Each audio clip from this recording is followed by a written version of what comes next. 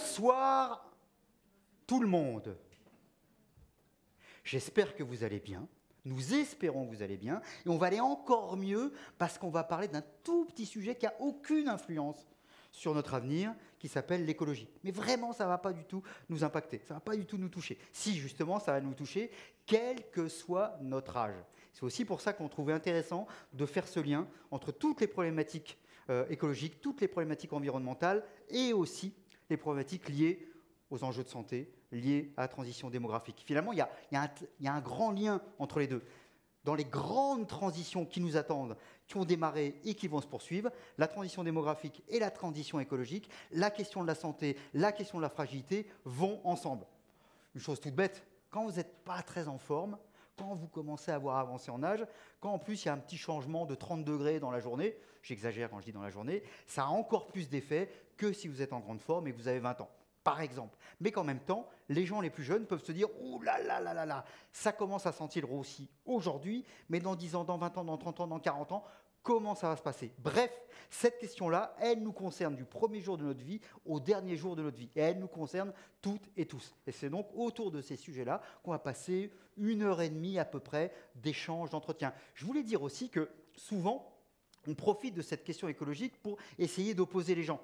Oui, les jeunes, ils ont tout compris, les vieux, ils n'ont rien compris. C'est à cause des vieux qu'il y a un tel problème de pollution. Ou d'autres qui vont dire, oui, mais les jeunes, ils ne font pas attention. Bref, encore une fois, on en profite pour s'écharper, pour s'opposer. Or, sur ce sujet-là, comme sur bien d'autres, on est dans le même bateau. Sauf qu'il y en a qui sont dans la soute, et il y en a qui sont tout en haut, par exemple. Il y en a qui sont déjà dans l'eau, il y en a d'autres qui sont encore dans le bateau. Bref, on a quand même intérêt à essayer de pagayer ensemble, et si possible, à peu près dans le même sens. Sinon, c'est quand même super compliqué pour arriver de l'autre côté de la rive, sachant qu'on ne sait pas très bien où est la rive et comment ça va se passer. Bref, les questions d'écologie sont, comme très souvent, des questions où il faut aussi se poser des questions. Et aussi, il faut se dire qu'on ne sait pas tout. Et qu'on doit laisser de la place au doute, on doit laisser de la place au respect de l'autre, on doit laisser de la place à la discussion, au dialogue. On va essayer de faire ça pendant 1h30. Dialoguer entre des jeunes, des vieux, entre des personnes qui ont tel ou tel regard, entre des personnes qui ont tel ou tel type d'action. L'écologie, la transition démographique, la transition écologique, les questions de réchauffement climatique. Je rappelle que l'écologie, ce n'est pas que le réchauffement climatique. Je rappelle que la transition démographique, ce n'est pas que les vieux, c'est tout le monde dans les deux cas. Et donc, on va essayer, là encore, de se poser plein de questions comme ça. D'essayer de voir aussi ce qui a déjà été fait. Trop souvent, quand on est sur ces sujets-là, on n'est que sur « Oh, il n'y a rien qui a été fait, c'est nul !» Non, non, non, il y a déjà des choses qui ont été faites. C'est insuffisant, mais de dire « rien n'est fait », c'est la meilleure manière pour se dire « on va continuer à ne rien faire ». Donc, c'est aussi voir comment, individuellement ou collectivement, il y a déjà des choses qui avancent. Donc, on va être dans… On va prendre… Bernanos disait… l'espérance est un risque à prendre. Et bien, on va prendre le risque de l'espérance, de voir aussi qu'on peut faire des choses. Donc, on va s'intéresser à plein de sujets comme ça. Puis, la dernière chose, c'est de se dire qu'on va regarder aussi en se disant, mais qu'est-ce qu'on peut faire de plus? Qu'est-ce qu'on peut faire de mieux? Qu'est-ce qu'on peut faire ensemble? Qu'est-ce qu'on peut faire à tel endroit? Qu'est-ce qu'on peut faire de manière très territoriale? Qu'est-ce qu'on peut faire de manière plus globale? On va s'interroger sur toutes ces questions-là, et on va s'interroger dans la joie et la bonne humeur. Et puis ensuite, on se retrouvera parce qu'il y aura un petit pot, parce qu'il y aura aussi de l'échange convivial, parce que derrière tout ça, tiens, le mot convivial, il est important. L'écologie, ça peut être très chiant. L'écologie, ça peut être de la colère. Le vieillissement, ça peut faire peur. Les deux, d'ailleurs, peuvent faire peur. Mais on peut aussi y voir du sourire, de la convivialité et essayer d'avancer ensemble. La dernière chose que je voudrais dire, c'est que dans les deux cas, on a passé notre vie à ne pas vouloir voir les choses. Dans les deux cas, ça fait des années et des années qu'un nombre de gens alertent en disant « Attention, ça avance !» En 1974, il y avait déjà un vieux monsieur qui s'appelait René Dumont, qui avait fait la première campagne électorale sur la question de l'écologie. Il disait déjà « Attention, attention, attention !» Et tout le monde disait « Ouais, c'est bien gentil, on verra plus tard. » Et sur le vieillissement, c'est pareil. Ça fait des années et des années qu'on dit « Attention, attention, attention !» Ça se rapproche. Aujourd'hui, on est face au mur des deux côtés. Alors, ou bien on se dit « Oh là là, c'est une catastrophe, c'est trop tard !» Ou bien on se dit « Il faut se dépêcher pour faire mieux. » Et bien nous, on va essayer de se dépêcher pour faire mieux. À toi de jouer. Merci Serge, merci pour cette belle introduction sur ce sujet qui nous concerne tous et qui concerne notamment la Fondation Corian qui a souhaité cette année 2022 investir cette terre de l'écologie On a eu une démarche depuis plusieurs mois pour écouter la voix des aînés sur ce sujet-là. On va d'ailleurs ponctuer, Serge, cette soirée avec des extraits de podcasts de nos résidents qui ont exprimé donc, leur point de vue sur l'écologie.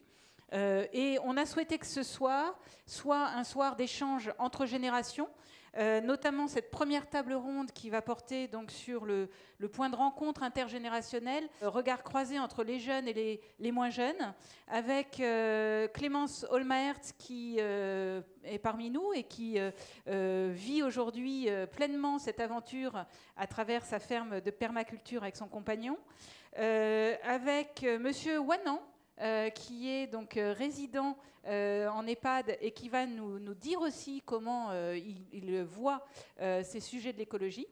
Avec Sophie Pilot, documentariste, réalisatrice de la fameuse série des podcasts qui vont égrener cette soirée. Donc Sophie va nous expliquer un peu cette démarche qu'elle a proposé d'aller écouter la voix des aînés sur ce sujet-là. Et enfin avec Clémence Olmaert, qui a fait, elle, une enquête chez Opinion... Pardon, avec Charlotte Cahuzac, pardon, je mélange les deux jeunes. Non. Charlotte Cahuzac, donc, qui a fait, elle, de son point de vue d'enquêtrice, une étude sur les juniors, une autre génération dont elle nous expliquera le point de vue. Lors de la deuxième table ronde, donc dans un deuxième temps, on sera un peu plus concret, Serge. On va aborder des sujets, on va zoomer en fait sur un certain nombre de sujets. L'immobilier durable dans un premier temps. Alors, on aura une introduction avec Virginie Mazurel, notre directrice de la responsabilité sociale et environnementale du groupe Corian, qui nous dira un petit peu, qui nous expliquera un petit peu la politique du groupe dans ce domaine-là. Et ensuite, donc, on aura sur l'immobilier durable une brochette d'architectes et ingénieurs travaux qui vont nous parler des constructions et des matériaux et de l'aménagement durable. Donc Nassim Moussi, architecte, président et fondateur de l'Université d'été Vie, Territoire et Vieillissement. Alexandrine Bianchi, architecte programmiste de notre direction immobilière chez Corian. Et Pascal Ribado, directrice de l'Immobilier France. Ensuite, on aura un deuxième zoom sur l'approvisionnement et le lien avec les producteurs locaux, maraîchage et la restauration locale dans nos établissements, avec Fabien Croza, responsable de l'hôtellerie et de la restauration chez Corian. Et on terminera dans les exemples par Franck Guichet. Alors, on n'est pas exhaustif ce soir, mais ce sont des éclairages. Franck, sociologue, président d'Hémicité, qui, lui, évoquera le sujet de l'écologie à domicile à travers aussi bien les personnes âgées qu'il a pu entendre lors de ces de nombreuses enquêtes, mais également à travers les auxiliaires de vie. Et on terminera avec notre grand témoin, Pierre Ducret, directeur de l'Institut Palladio, qui nous fera une synthèse bien pensée de tout ce qu'on se sera dit ce soir. Voilà, Serge, je pense que tu peux lancer le go. Eh bien, alors, continuons comme cela. À chaque fois, on se voit en vrai. On est les uns les autres des êtres vivants et pleins de vie et en chair et en os. Donc, du coup, à chaque fois aussi, on se laisse du temps pour débattre, poser des questions, réagir, et ainsi de suite. C'est aussi des temps partagés de cette manière-là. Alors, peut-être d'abord, puisqu'on a parlé des podcasts, on va peut-être en écouter un petit morceau. C'est un petit teaser. Voilà. Et j'utilise les mots chics. Voilà, premier extrait, réparer et faire réparer. On ne jetait rien, on réparait. Il y avait un réparateur de chaussures, il y avait un réparateur de vélos, il y avait un réparateur de meubles, Il y avait des petites cabanes à Paris où il y avait des remailleuses de bas. Ça, c'est ce qu'on appelle le bon bricoleur. L'homme qui travaille par lui-même et puis il dit « Pourquoi j'essaye pas ça ?» C'était mon mari qui s'occupait de tout ça parce qu'il était extrêmement adroit de ses mains. Il réparait lui-même beaucoup de choses. Votre vélo marchait peu, vous allez voir le père Gaspard. Et vous accrochez ça et vous réparez votre vélo dans l'heure qui suivait. Là, quand il a fallu réparer les voitures, il y avait un garagiste, c'était Willy Métis. C'était quelque chose, ça. Et ici, réparer une voiture. Vous vous rendez pas compte, vous, ce que ça représentait? Voilà, c'est un petit extrait. Alors je rappelle, hein, c'est la 4e année. On avait lancé ça, c'est intéressant d'ailleurs, parce que c'était le premier prix de la Fondation. Et ce prix, du coup, il a enclenché quelque chose. Au-delà de la première année, ça a continué. Voilà. Et donc la 4e année, ça a été sur la question de l'écologie. Alors peut-être, Sophie, peut-être de nous dire très rapidement comment ça s'est organisé.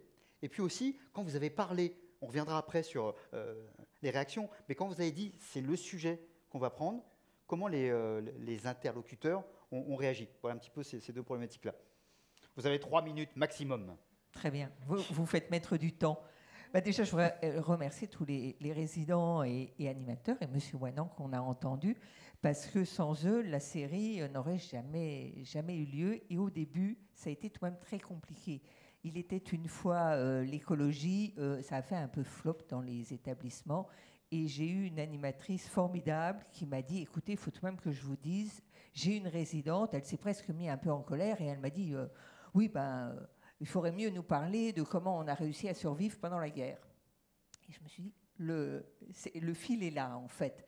Parce que cette génération, quand on a envie que les anciens nous transmettent leur savoir-faire et sur l'écologie, en fait, c'est la génération d'avant. C'est la génération de mes grands-parents. Donc ceux qui sont nés bien avant-guerre. Et là, nous sommes à une génération qui est née juste avant-guerre, qui était enfant pas dans la guerre, et donc qui a vécu les 30 Glorieuses, qui a vécu la modernité. Et comme vous avez été plusieurs à me le dire, on ne remet pas en cause la modernité. Mais on a réussi, grâce à ce biais, et tout de même à parler de tout et à recontextualiser. Alors, que je vous dise combien j'ai vu de personnes. J'ai rencontré 20 personnes qui ont été sélectionnées grâce aux animatrices de 4 établissements. Sur chaque personne, en fait, je fais des interviews individuelles d'1 heure, 1 heure et demie. Donc, avec M. Wanan, c'était passionnant parce qu'il était maire de sa commune. Donc, on a parlé de plein de choses et de comment, d'ailleurs, à l'époque, les administrés pendant 13 ans. Et je me souviens que vous m'avez raconté que vos administrés, l'environnement, c'était pas la question principale. Hein. Oh non. On ne parlait même pas d'environnement. C'était dans le normal. Il fallait aller faucher dans les fossés, il fallait aller faire un peu de nettoyage à droite, à gauche, dans les mares. Il y avait des mares un peu dans tous les coins.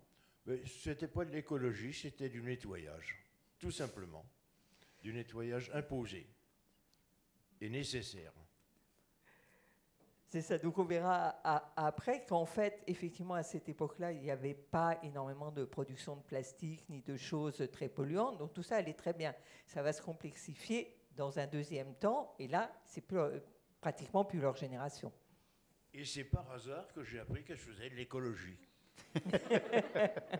Alors, on est en plein dedans, donc du coup, M. Wanan...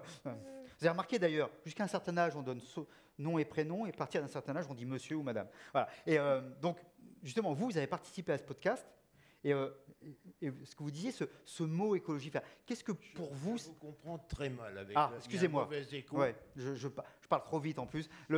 Donc, vous avez participé à ces podcasts, et comment justement, sur ces questions d'écologie, même le mot... vous avez dit tout à l'heure, c'est du nettoyage, ainsi de suite. Vous l'avez dit, là, j'ai fait de l'écologie sans le savoir. Mais comment aujourd'hui vous regardez ces questions-là, de votre regard de personne et aussi d'ancien élu? Je regarde l'écologie comme quelque chose de naturel. J'ai toujours été dans une famille d'ouvriers. Mon père travaillait à la SNCF, ma mère était fille de fermier. Et pour moi, l'écologie, c'était le travail normal. Le dimanche, au lieu d'aller jouer à droite à gauche, il fallait que j'aille bêcher le jardin avec mon père. Le jeudi, il n'était pas question d'aller... Mon père allait mettre 2 piquets, il fallait que ce soit bêché dans l'après-midi. Il n'était pas question de dire non. Je n'ai jamais pensé à me rebeller. C'était normal. Et quand j'ai été à mon compte, la première chose que j'ai voulu avoir, c'était un jardin. C'était un jardin. Pas grand-chose, j'étais en banlieue parisienne, j'avais 400 mètres de jardin, mais je faisais mes légumes pour l'année. Et c'était mon plaisir. Il y en a qui ont leur plaisir bien au-delà. Moi, mon plaisir, c'était d'aller cueillir mes salades, d'aller chercher mes radis. Ben, c'est pas mal. Hein. Plaisir tout simple, mais grand plaisir quand même. Oui, et puis en plus, derrière ce plaisir, il y a le deuxième plaisir, c'est ces radis, tout ça, ils étaient bons. C'était aussi une manière de faire la cuisine, donc il y avait aussi ce partage. C'était un grand moment. Le premier dimanche, quand on allait chercher la botte de radis, ce n'était pas rien. Mon épouse les avait bien nettoyés, bien grattés, et on apportait religieusement la botte des premiers radis. Ça, c'était un événement de l'année. Ah, génial. Il y en a qui offrent des fleurs. Ça peut faire sourire aujourd'hui. Non, pas du tout. Mais regardez, il y a des gens qui achètent des fortunes des bons radis aujourd'hui. Hein, donc voilà, on voit bien aussi comment ça tourne. Aujourd'hui, quand on était à table, que mon épouse apportait les radis, bien nettoyés, bien préparés, c'était les radis du jardin. Et ça, c'était un événement annuel. Génial. Ça peut faire sourire aujourd'hui, mais c'était un événement. Mais si en plus ça fait sourire, c'est très bien. Vous parlez à la fois de plaisir, d'événement et de sourire. Oui. Bah, c'est pas mal. Ah ben oui, c'est bon. Effectivement. Bah oui. C'est un bon point. C'est un bon point, je trouve. Oui. Voilà. On ferait repasser ça peut-être à des gens qui en parlent parfois pas de cette manière-là. Alors, Sophie, je puis permettre de vous appeler Sophie. Et comment vous résumeriez les représentations et les paroles de tous ces grands seigneurs que vous avez rencontrés autour de cette question de l'écologie? Une fois qu'ils vous ont dit, bah ouais, voilà, qu'est-ce qu'ils en disaient derrière et qu'est-ce qu'ils en attendent aujourd'hui? Alors, c'est amusant parce que vous en avez un peu parlé. Il y a ceux qui m'ont dit tout de suite, c'est politique, parce qu'ils se souvenaient effectivement de la, comment s'appelait-il, vous l'avez cité tout à l'heure, de René Dumont. Ça datait de 1974, qui a été le premier à se présenter aux élections présidentielles. On ne comprend pratiquement pas ce que vous dites avec le micro. Ah bon? Bon, si, on va... Bon, je vais parler plus doucement alors. Et puis, il y en a d'autres pour qui le mot a évoqué leurs petits-enfants, parce que c'est des discussions qui sont venues à table. Et alors, ça a été, j'en ai eu une amusante qui me dit, vous savez, le repas de Noël cette année, ben, ça va être différent parce que mon petit-fils, hein, il est écologiste. Alors, il a dit à sa mère que c'était terminé à la dinde et qu'il allait falloir faire un repas un peu frugal. Donc elle était un peu inquiète, mais en même temps, dans la même phrase, elle me disait, mais heureusement qu'ils sont là, et eux, ils ont conscience de ça. Nous, on n'avait pas conscience, on n'a pas vu en fait les dégâts sur l'environnement. Et voilà, il y a toute cette ambivalence en fait entre, ben oui, on ne pouvait pas aller contre la modernité, et en même temps, ben maintenant on s'en rend compte, et c'est quoi la modernité, c'est quoi le progrès? Alors, juste une petite insertion. On a demandé, enfin, on a lancé un concours en fait pour illustrer vos podcasts, Sophie, auprès donc des EHPAD de Corian, des établissements de Corian, et les résidents de ces EHPAD, comme Monsieur Ouanan, se sont prêtés au jeu, se sont mis en scène pour illustrer chacun des extraits. Là, vous voyez quelques exemples de ces photos qui ont été concoctés avec amour. Alors certains étaient très pédagogiques, ils ont formalisé des affiches très explicatives, d'autres plus poétiques, d'autres très pragmatiques. Mais en tout cas, on voit que les aînés se mobilisent aussi à leur façon et avec beaucoup de créativité. Donc on est ravis d'avoir tout ce matériau qu'on va réutiliser et qui va nous alimenter en imagination, en poésie, et qui correspond donc à une vision très variée de ces questions écologiques. Alors là, on était avec le grand âge, on va dire, et on va passer avec Clémence à un tout petit peu plus jeune, quoi. Voilà. Et, mais aux petits-enfants, justement. Aux petits-enfants, exactement. Et voir aussi, peut-être vous d'abord, Clémence, vous êtes là aussi sur un témoignage très personnel. L'idée, c'est aussi de nous raconter, on va y rentrer ensuite un peu plus en détail, mais comment vous expliquez les choix que vous avez fait, vous, on a parlé de permaculture, ainsi de suite, comment ça s'est fait, comment dans votre tête ça s'est fait, et puis aussi peut-être on s'est dit, hein, il y a plein de mouvements autour de ces questions écologiques, il y en a des plus ou moins intéressants, discutables, idéologiques, et tout ce qu'on voudra. Il y a aussi, par exemple, on avait pensé à ce cahier très très militant, mais en même temps très très concret, autour de basculement dans un monde vivable, hein, à nouveau. Et donc là aussi, voilà, comment vous avez fait ce travail, je dirais, personnel de réflexion pour en arriver là? Alors en effet, le constat qui m'est arrivé sur dans quel monde on vit, enfin, je me suis vraiment posé cette question-là, on va dire à peu près en 2015, ou quand j'avais commencé mes études après le bac. Je me suis dit, bon bah là, tu as un peu un moment de ta vie où il faut choisir une direction. Et je me suis pris quand même plusieurs claques. Ça a commencé avec le film Demain de Cyril Dion et Mélanie Laurent, qui est très positif pour le coup, ce film, et en fait qui met en scène plusieurs acteurs avec des solutions. Et je me suis dit, mais s'il y a des solutions, c'est qu'il y a des problèmes. Et pourquoi est-ce que j'en ai pas entendu parler de mon milieu où j'habitais à Paris, ça allait. Enfin, je me considère dans les personnes privilégiées. Et en fait, il y avait un calme plat. Enfin, c'était assez anxiogène. En fait, plus on avance sur ces questions écologiques d'effondrement, de sixième extinction de masse, plus on se dit, mais pourquoi personne n'est sérieux? Pourquoi personne n'en parle, en fait? Et alors, je me suis renseignée, du coup, je me suis documentée avec des bouquins, des documentaires, et en fait, j'ai vraiment tiré le fil de la pelote sur alors, comment on consomme, qu'est-ce que je mange.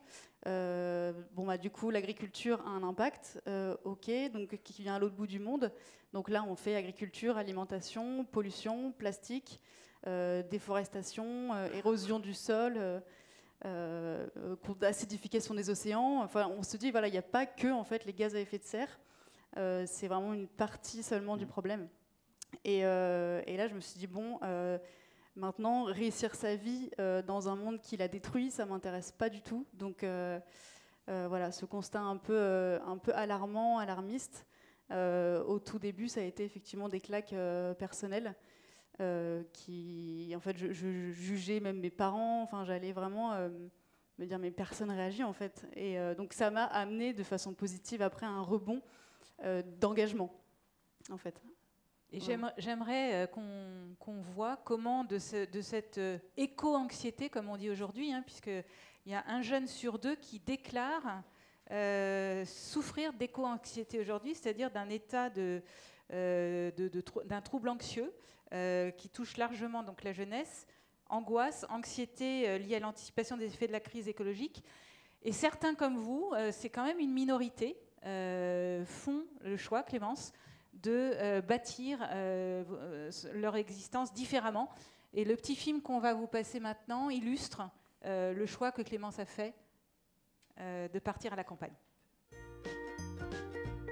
Nous sommes situés à Hautot-sur-Mer, à côté de Dieppe. Et donc ici, on met en avant la permaculture, un mode de culture naturelle. On essaie de produire ce qu'on mange, de consommer le plus local possible. La permaculture, c'est essentiellement le mix de différents produits. Donc le plus connu, c'est de faire pousser du maïs au pied des haricots qui vont pouvoir monter sur la tige et au pied des courgettes. C'est né de plusieurs réflexions quant à cette société, des questionnements concernant l'alimentation, concernant le système économique, le système de production en général. C'est vraiment un alliage entre les traditions et les innovations pour arriver à jardiner et à se nourrir sur toute l'année. Je pense que la réconciliation entre l'agriculture et la nature, elle n'est pas possible, elle est nécessaire. Un vrai projet de société autour de la nature, autour de l'agriculture, pour qu'on puisse se nourrir sainement et durablement. C'est beau. On peut l'applaudir, c'est quand même sympa. Et puis, c'était joli aussi parce que le titre de votre association, il y a le mot élégance. C'est pas mal, parce que souvent on est dans un truc un peu violent, un peu tout ça, et vous êtes sur autre chose. Et c'est bien aussi d'ailleurs, quand on regardait l'image, elle est belle aussi. C'est aussi de se dire, beaucoup de gens, je pense à des gens comme Philippe Kellecroix et tout ça, disent, mais à un moment donné, si l'écologie oublie le beau, elle a oublié quelque chose de central. C'est-à-dire que l'écologie, c'est aussi pour que le monde soit plus beau. Et je trouve que de ce point de vue-là, vous reprenez ça. Alors peut-être... Puis après, on pourrait trouver... si je peux rajouter, on parle beaucoup d'agriculture biologique, et nous, on aime bien dire agriculture poétique, AP. Voilà. Trop fort, trop bien. Ouais, ouais. Non, mais voilà, c'est ça, à un moment donné, on a besoin de ça aussi. Et si on veut en plus embarquer tout le monde, quel que soit son âge, c'est aussi d'être sur cette vision-là plutôt qu'un truc, c'est pas bien, t'es un con, c'est pas bien ce que t'as fait, ainsi de suite. C'est aussi dire que finalement, on vivra aussi mieux tous On va y gagner quelque chose. On perdra peut-être des choses en termes de consommation haute, mais on gagnera aussi quelque chose. Alors peut-être, racontez-nous, parce que vous êtes allé quand même très très loin. Il y a donc cette permaculture. Peut-être qu'il faudra dire quand même en quelques mots exactement ce que c'est. Et puis aussi, vous êtes allé sur de la monnaie locale. Enfin voilà, racontez-nous un petit peu ce qui fait globalité dans votre approche. Alors effectivement, pour rebondir sur ce que vous disiez par rapport aux jeunes qui décident de s'engager, il me semble important de rajouter que c'est souvent des jeunes qui ont été formés, enfin qui sont issus de grandes écoles, et du coup une population qui est avertie. Et malheureusement, c'est pas la majorité de la population. Et ça crée vraiment un clivage qui est vraiment dommage et dangereux même pour les changements sociaux. Donc la majorité de mes amis, on va dire, qui ont pris la mesure de l'urgence viennent de grandes écoles et peuvent se permettre de faire ces changements radicaux, on va dire. Voilà, donc dans le bouquin Basculons, c'est un témoignage de beaucoup de jeunes qui ont basculé et qui expliquent comment de grandes écoles, AgroParisTech, écoles d'ingénieurs, ils ont décidé de tout quitter pour faire ça ou d'autres choses et de s'engager dans des actions très militantes, parfois aussi, quitte à tout quitter, mais il faut être formé en fait pour ça. Enfin, il faut déjà avoir les moyens de réfléchir à cette rupture. Et pour parler du coup du quotidien vraiment écologique, on va dire, on a une partie production en maraîchage et il y a une partie vraiment primordiale aussi pour nous au sein de l'association, c'est la pédagogie. Donc en fait, on va dans des écoles aussi pour faire des jardins potagers avec les enfants.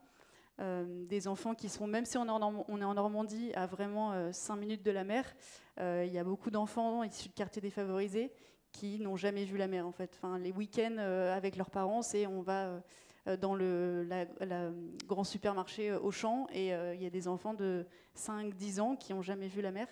Donc nous, l'idée, c'est de les reconnecter au vivant. Et je crois que s'il y a un message que je voudrais passer ce soir, c'est la nécessité de se reconnecter au vivant. Donc voilà, le côté pédagogique, on le fait dans les écoles ou alors c'est les écoles qui viennent.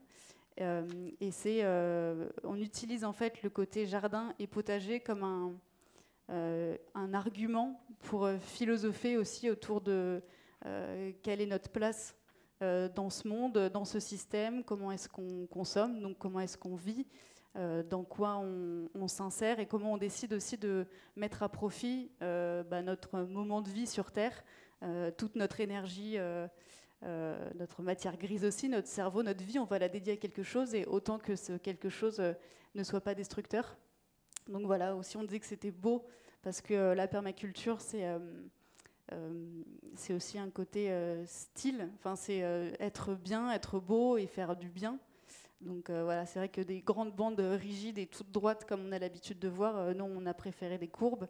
Le jardin, il est dessiné en différentes zones. Donc il y a un yin-yang, il y a un cœur, il y a une étoile. Enfin voilà, les zones sont définies avec des formes. Et voilà, c'est toujours plus agréable de jardiner dedans et de l'expliquer de la sorte. Voilà. Et par rapport à la monnaie locale, rapidement. Oui, au-delà du jardin, ce qui est frappant, c'est que votre existence, c'est une globalité. Donc il y a la monnaie locale, et il y a le fait que vous n'achetez plus rien de neuf. Clémence, vous m'avez même parlé d'une phobie du neuf. En fait, c'est vrai que quand je disais, quand on remonte vraiment le fil de l'impact qu'on peut avoir sur la planète, c'est impressionnant. Comme nous, à notre échelle d'Européens, on peut polluer, mais puissance 1000 en fait. Et quand on a repris les 3 industries les plus polluantes, c'est la consommation de viande, le secteur agroalimentaire, les transports mondiaux et le textile. Et ces 3 industries sont les plus polluantes, donc nous on s'est dit vraiment c'est là-dessus qu'il faut travailler en fait. Donc il y a tellement d'habits qui existent dans le monde, pourquoi en acheter des neufs? Il faut impulser la création de recycleries où on répare, de friperies où on a des habits quasiment neufs. Voilà, il n'y a pas besoin d'en créer des nouveaux, quoi. Oserais-je vous demander si aujourd'hui, Clémence, vous êtes habillée à la friperie? Alors, presque. Non, la jupe, c'est un cadeau. Les chaussures, elles sont neuves, mais elles sont 100% recyclées. Et la chemise, on me l'a offerte. Merci. Il n'y a pas non plus à se justifier. Et vous? Voilà, c'est ça, il faut rester... Alors, nous non. Alors, et la monnaie? Vous ne savez pas. Et la monnaie, donc c'est quoi cette monnaie? Pourquoi faire une monnaie locale?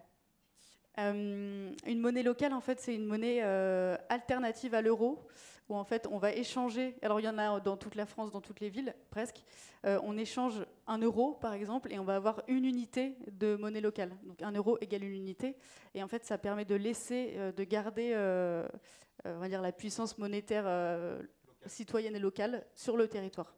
Parce qu'aujourd'hui, 97% de l'argent, de l'euro, va remonter dans la bulle spéculative et du coup, sera vraiment impalpable, quoi. Donc on peut se dire, bah, je consomme local chez le petit producteur du coin, mais tant qu'en fait, on paye en euros, dans 97% des cas, cet argent va repartir en bourse. En fait. Donc d'où l'intérêt de créer une monnaie locale. Et pour aller encore plus loin, parce que les monnaies locales sont indexées sur l'euro, donc quoi qu'il arrive, il faut de l'euro quand même pour utiliser ces monnaies locales. Il y a une monnaie alternative qui existe, qui est une monnaie libre, qui s'appelle la June. Voilà, donc si ça vous intéresse, je vous invite à vous renseigner. Merci beaucoup. Alors, Charlotte Cahuzac, vous avez fait justement pour l'Institut Opinionway, vous avez fait toute une étude à la demande de l'ADEME, toute une étude autour justement de comment alors vous les appelez les juniors, en tout cas oui. Comment un certain nombre de seniors réagissent par rapport à ces questions-là. On voulait évidemment vous entendre, vous écouter par rapport à ce que certains pourraient estimer confrontation des générations, ainsi de suite. Tout à fait. Et donc, oui, alors on les appelle les juniors, c'est pas très heureux, mais donc on a interrogé les 55-75 ans.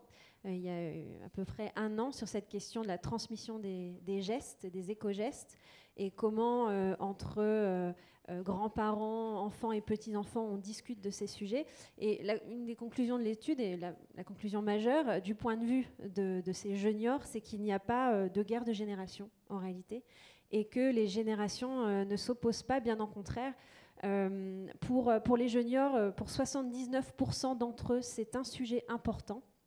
Et on voit dans des enquêtes qu'on fait par ailleurs aujourd'hui que sur les 18-24 ans, l'environnement les concerne de près pour 40%. On a l'inflation qui est passée devant, mais c'est très contextuel. Mais voilà, donc chacune des générations estime que ce sujet est important. Et pour 22%, ça fait partie souvent des conversations. Vous en parliez dans les déjeuners, à l'occasion comme ça d'échanges. Et ce qui est intéressant, c'est que les jeunes seniors ne se sentent absolument pas coupables d'avoir vécu une période glorieuse, faste, moderne, et les jeunes ne leur en tiennent absolument pas rigueur. Il y a une forme d'indulgence quand ils voient cette génération-là, et ils sont finalement largement pardonnés au motif qu'ils ne savaient pas, en fait. Et donc ce regard porté, assez doux, finalement, sur cette génération est très intéressant. Alors, il y a quand même des écarts de perception, bien évidemment, parce que les juniors, contrairement, vous le disiez, hein, Marianne, aux jeunes générations, ne sont pas inquiets, en fait. Et ils font même globalement confiance. Hein, ils ont confiance en la science, notamment. Pour 80% d'entre eux, ils estiment que c'est la science qui va régler le problème et que finalement, il n'y a pas vraiment de souci à se faire. Et un des points, aussi une des fractures quand même qui existent entre les jeunes et les juniors, c'est que la nature anthropique des phénomènes n'existe quasiment pas chez les juniors qu'on a rencontrés, alors que les jeunes nous disent c'est la faute de l'homme, avant tout. Et ça, c'est un écart de perception qui est intéressant aussi de mesurer aujourd'hui. Et je rejoins ce que vous disiez aussi tout à l'heure. Attention à dire génération climat. Parce qu'on voit et on mesure dans nos études à quel point les écarts sont énormes du point de vue de l'individu, de son niveau de diplôme, de sa catégorie socio-professionnelle, voilà, de plein de choses qui font qu'aujourd'hui, la génération engagée, les jeunes, c'est vraiment pas tous les jeunes. Et ça, c'est un point important, je pense, à avoir à l'esprit. Vous aviez raison. Alors, les juniors, ils se sentent impliqués. Hein. Pour 53% d'entre eux, ils nous disent on est impliqués dans l'écologie au quotidien. Et même 40% d'entre eux se sentent plus concernés que la jeune génération. Alors, ils ont un point de vue sur eux-mêmes qui est quand même assez, on va dire, voilà, ils se sentent un peu pionniers de l'écologie. C'est assez intéressant de le constater. Mais c'est une écologie qui s'incarne avant tout dans le quotidien. Là où c'est intéressant aussi, c'est qu'ils n'ont pas un point de vue politique des choses, ni moral des choses. L'écologie, elle a un niveau de proximité. Elle est proche de chez soi, de ce qu'on fait au quotidien. Et ça, c'est très intéressant de le constater. Ce qui veut dire que quand ils nous parlent de transmission vers les enfants, vers les petits-enfants, ce sont surtout dans des petits gestes, des petites choses qui se font dans une balade en forêt, pendant un plat qu'on cuisine ensemble, par exemple. Là, on va apprendre des choses, on va transmettre. Et pour eux, finalement, c'est ça l'écologie, c'est les petits gestes du quotidien. Et c'est quelque chose de naturellement civiques, en fait. C'est ça qu'ils nous disent. Nous, on fait ça parce qu'il faut le faire et parce que c'est comme ça et on l'a toujours fait. Alors là où c'est intéressant quand même, c'est qu'il y a des petits reproches, hein. Même si 72% d'entre eux nous disent on est d'accord dans les conversations, c'est ce que tu disais tout à l'heure, là où il y a des anicroches, c'est sur certains sujets très précis comme la consommation de la viande, où les jeunes disent clairement vous en mangez trop, les plastiques, les emballages, ça aussi, il y a une question de fracture là-dessus, et puis la voiture. La voiture, c'est un grand sujet. Pour les juniors, la voiture, ils n'ont pas envie de l'abandonner, quoi. Il y a quelque chose là qui s'opère, qui est difficile aussi, on va dire, dans la question de la transmission. Et dernière chose, vraiment, c'est que on voit en fait que les juniors transmettent, mais les jeunes sensibilisent encore, et beaucoup aujourd'hui, les plus âgés. Alors, on est en train de faire l'enquête miroir de cette étude. On est en train d'interroger des 15-25 ans. Je ne peux pas vous parler vraiment de l'étude encore parce qu'elle sera publiée, mais ce sera intéressant justement de voir comment les jeunes perçoivent ce sujet de leur point de vue et est-ce que finalement l'interrelation est la même, est-ce qu'ils ont les mêmes conclusions ou pas sur le sujet. Donc voilà, on a voulu le faire aussi en se disant qu'on n'avait qu'une jambe là, il nous fallait les deux pour vraiment bien boucler le sujet. Et puis finalement, ce qu'on se dit avec l'ADEME, c'est que vraiment l'intergénération elle est au service de l'écologie demain. Enfin, c'est une des conclusions de l'ADEME et c'est dans ce sens aussi qu'il travaille. Peut-être préciser ce que c'est que l'ADEME. Oui, alors c'est une agence qui travaille sur la transition énergétique, qui dépend de l'État et qui travaille sur toutes ces questions aujourd'hui. Donc nous, on travaille beaucoup opinionnement avec eux. Je sais, vous me disiez, Sophie, que vous étiez en relation avec eux aussi. Oui, on a travaillé en fait sur la rénovation énergétique en low-tech. Voilà. Et que l'idée de se dire que le lien, le vivre ensemble, et ça rejoint ce que vous disiez, hein, c'est certainement une des clés aussi de l'écologie demain. C'est la transmission et le fait que les générations discutent et s'élèvent sur ces questions en tout cas. Merci beaucoup. On voit bien, alors le co-auteur de La guerre des générations aura tel lieu est fort content parce qu'on racontait ça il y a déjà des années en disant surtout, d'abord l'intergénération marche globalement et surtout n'utilisons pas cette question écologique pour opposer encore une fois les générations. Ça ne veut pas dire que les représentations sont nécessairement les mêmes. La question du plastique par exemple, pour ces générations-là, en tout cas pour les plus âgés, le plastique, c'était la modernité et ça a amélioré plein de choses aussi. Donc c'est aussi à intégrer que les histoires ne sont pas les mêmes. Que les gens qui ont 70 ans, ça fait 30 ans qu'on leur parle de recyclage. Et je rappelle que le recyclage, il est toujours fait en partie. Et puis surtout, mais vous l'avez dit tous les deux, je crois que c'est vraiment très important, ça reste une question sociale. Les gens, pour aller très très vite, et je vais schématiser, mais les enfants de bobo, voilà, ils vont ils vont être hypersensibles. Mais les gens qui vivent dans des conditions plus difficiles, c'est aussi plus complexe. Par exemple, sur la voiture, facile à dire quand on vit dans une grande ville, beaucoup plus compliqué quand sans sa voiture, on n'a pas de boulot, quoi. Hein, donc il y a aussi tous ces points-là à prendre en compte. Et on voit bien, donc il faut être aussi, je dirais, il faut arriver à trouver la justice sans juger. Je voulais juste faire une petite parenthèse et en profiter pour dire que sur les générations, la génération dont Charlotte a parlé est la génération des enfants des résidents d'EHPAD. Je ne sais pas si vous aviez vu à quelle vitesse ça va tout de même. Bon, je crois qu'on peut clore cette première table. Vous remercier, messieurs, dames, pour vos interventions.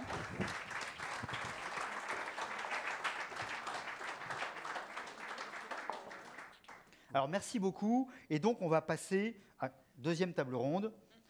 Alors là, ça rigole pas, hein.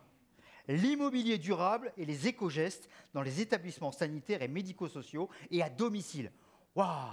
Oui, on a voulu se poser la question, nous finalement, dans un groupe comme Korian, comment on peut avoir un comportement qui corresponde, Virginie Mazurel, à cette philosophie écologique. Et donc Virginie Mazurel va nous expliquer un peu la politique du groupe Korian dans ce domaine. Oui, bonsoir à tous.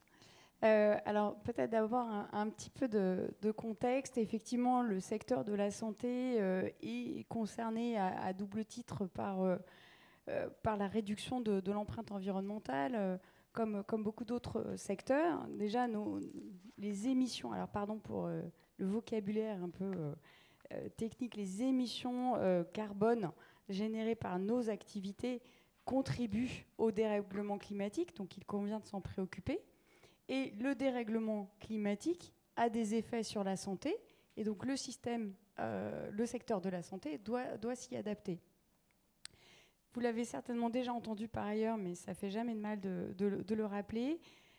Ces risques liés au dérèglement climatique se manifestent en cas de réchauffement de 1,5 degré et s'amplifient fortement au-delà de 2 degrés. Et tout ce qu'on entend en ce moment nous laisse à penser qu'il faut plutôt se préparer à pire, et donc il est vraiment urgent d'agir en la matière, car cela va entraîner des risques sur l'habitabilité humaine des surfaces émergées et la difficulté d'avoir accès aux ressources en eau, à la nourriture, et même, in fine, mettre en péril la paix. Bon, voilà, maintenant qu'on a posé ce décor un petit peu angoissant, il nous pousse néanmoins à agir, et donc pour relever le défi, alors il faut faire plein de choses, mais il faut notamment diminuer nos émissions donc de CO2, et puis actionner des leviers pour lutter contre ce dérèglement climatique, tout en s'y adaptant. Il faut vraiment faire les deux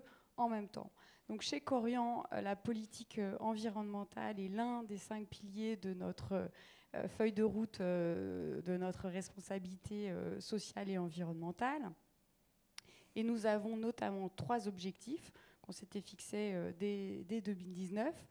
La réduction de 40% des émissions de carbone liées à l'énergie de nos bâtiments, la réduction de 5% du volume de nos déchets résiduels, parce que voilà, il faut recycler, mais il faut diminuer les déchets résiduels. Le résiduel, c'est ce qui reste une fois qu'on a d'abord essayé de ne pas avoir de déchets, et puis ensuite qu'on a recyclé tout ce qu'on pouvait recycler.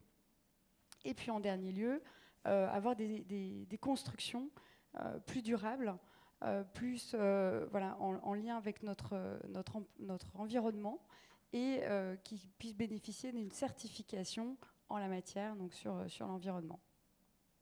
Et donc en plus de ces thématiques-là, on travaille également sur plusieurs autres sujets, comme la maîtrise de nos consommations d'eau, et puis la protection et la restauration de la biodiversité au sein de nos établissements, qui peut se traduire par notamment davantage d'espaces végétalisés, des jardins. Voilà, tout ça, ce sont des sujets récurrents dont on s'empare, mais on est en cours. Alors concrètement, comment on a fait pour savoir un peu où on en était? On a fait réaliser un bilan carbone. On avait déjà fait un en 2019, on en a refait un en 2022, parce qu'il est important de mesurer nos impacts pour pouvoir identifier et prioriser nos actions. Donc on a fait faire ça, et donc de notre activité, les principales sources d'émissions, c'est donc l'énergie qui sert à faire fonctionner nos bâtiments, le chauffage, l'électricité. Également nos achats, tout ce qui est lié à la restauration qu'on propose au sein de nos établissements, mais aussi les achats de dispositifs médicaux, la blanchisserie, le nettoyage, le matériel informatique, le mobilier. On a également des émissions liées au déplacement de nos collaborateurs, puisque la façon dont nos collaborateurs viennent travailler au sein de nos établissements, ça rentre dans la comptabilisation de notre bilan carbone. Alors voilà, donc la connaissance de tout ça nous permet donc de cibler, de prioriser les actions. Mais ensuite, il ne faut pas non plus attendre de mesurer pour agir. Et donc voilà, on lance aussi des actions pour tester, et puis on compte au fur et à mesure, et finalement on apprend aussi un petit peu en marchant. Donc quelques exemples des actions phares, c'est la rénovation énergétique de nos bâtiments, dont on parlera de façon plus approfondie tout à l'heure, l'isolation, les changements de système de chauffage quand ils étaient très carbonés, les changements d'ampoules pour installer des LED, des installations de panneaux photovoltaïques sur les toits de nos bâtiments. Par exemple, en Belgique, on a 83 bâtiments sur les toits desquels sont installés des panneaux photovoltaïques. On fait également des campagnes de sensibilisation aux éco-gestes auprès de nos salariés. Donc là, on en relance périodiquement. On vient d'en relancer une, notamment en France. On travaille aussi avec nos fournisseurs sur nos catégories d'achat, donc les plus émissives en CO2, pour relever nos niveaux d'exigence. Et puis, on travaille également sur nos usages. Donc, c'est acheter des produits éco-conçus, mais aussi réfléchir à la durée d'utilisation des produits qu'on achète, pour s'assurer de ne pas avoir un renouvellement trop fréquent qui finalement voilà, n'est pas utile et nuit à l'environnement. On a des actions également pour réduire le plastique. Dans les EHPAD en France, on a fait installer des fontaines à eau qui permettent de réduire, enfin d'éliminer les bouteilles plastiques dans les établissements. Et puis, un dernier exemple sur l'alimentation, on lutte contre le gaspillage alimentaire et on propose des plats végétariens désormais dans nos établissements sur tout le réseau. Voilà, donc un panorama d'actions qui, pour faire écho au thème de ce plateau, sont à la fois peuvent trouver ancrage dans la façon de faire d'il y a quelques années, la façon de nos aînés, et puis qui utilisent aussi les moyens d'aujourd'hui pour essayer d'accélérer et d'être plus efficaces dans cette lutte contre le dérèglement climatique. Merci beaucoup pour ce vaste panorama. On voudrait rajouter aussi que Didier Armingaud, un des principaux dirigeants du groupe, qui est présent ici, ne se déplace qu'à vélo. Et il vient au bureau à vélo. Et je le croise souvent, voilà, sur son vélo et moi sur mon petit Vélib. Et voilà. Et comme donc, le voilà, président du comité scientifique de la Fondation. Exact. Voilà. Donc, voilà, voilà, donc aussi, on a beaucoup de vélocipédistes chez Korian et à la Fondation Korian. Donc voilà, je voulais aussi le signaler, mais merci de cette vision globale. Alors maintenant, on va rentrer dans quelques thèmes. Encore une fois, on ne va pas tous les faire, on a un temps limité. Et Marianne, on va d'abord partir sur l'immobilier. Voilà, et pour aborder ce sujet de l'immobilier, je vous propose qu'on écoute l'extrait du podcast de Sophie Pilot sur le confort thermique, justement. En été, alors, j'habitais une rue qu'on appelait la rue du Ruisseau, et à la belle saison, après le repas du soir, on sortait des chaises, on les mettait sur le trottoir, on s'asseyait et on parlait. On prenait le frais. À partir de 5 heures, on commençait à ouvrir les volets, puis à partir de 6 heures, on ouvrait les fenêtres. Vous passiez dans les rues, toutes les fenêtres étaient grandes ouvertes. Bah oui, ça descendait de 2-3 degrés, quoi. Bah c'est tout, on n'y pensait pas. Hein. C'était l'été, c'était l'été. On faisait des courants d'air. Je me souviens que le grand souci, c'était de faire des courants d'air. Et d'avoir comme ça des maisons rafraîchies. Rafraîchies. C'est important. Rafraîchissons-nous, l'esprit aussi. Alors, merci à vous trois de nous avoir rejoints. Alors, Nassim Moussi, vous êtes une figure emblématique du regard des architectes sur ces enjeux-là.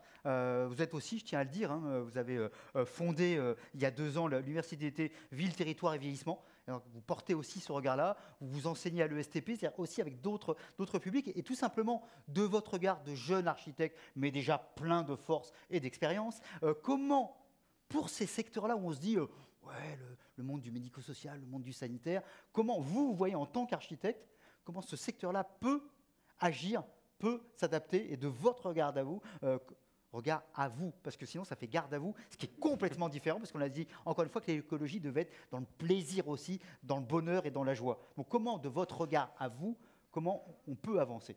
Oui, bah, effectivement. Alors moi je pense, avant d'imaginer, il me paraît judicieux d'établir un constat.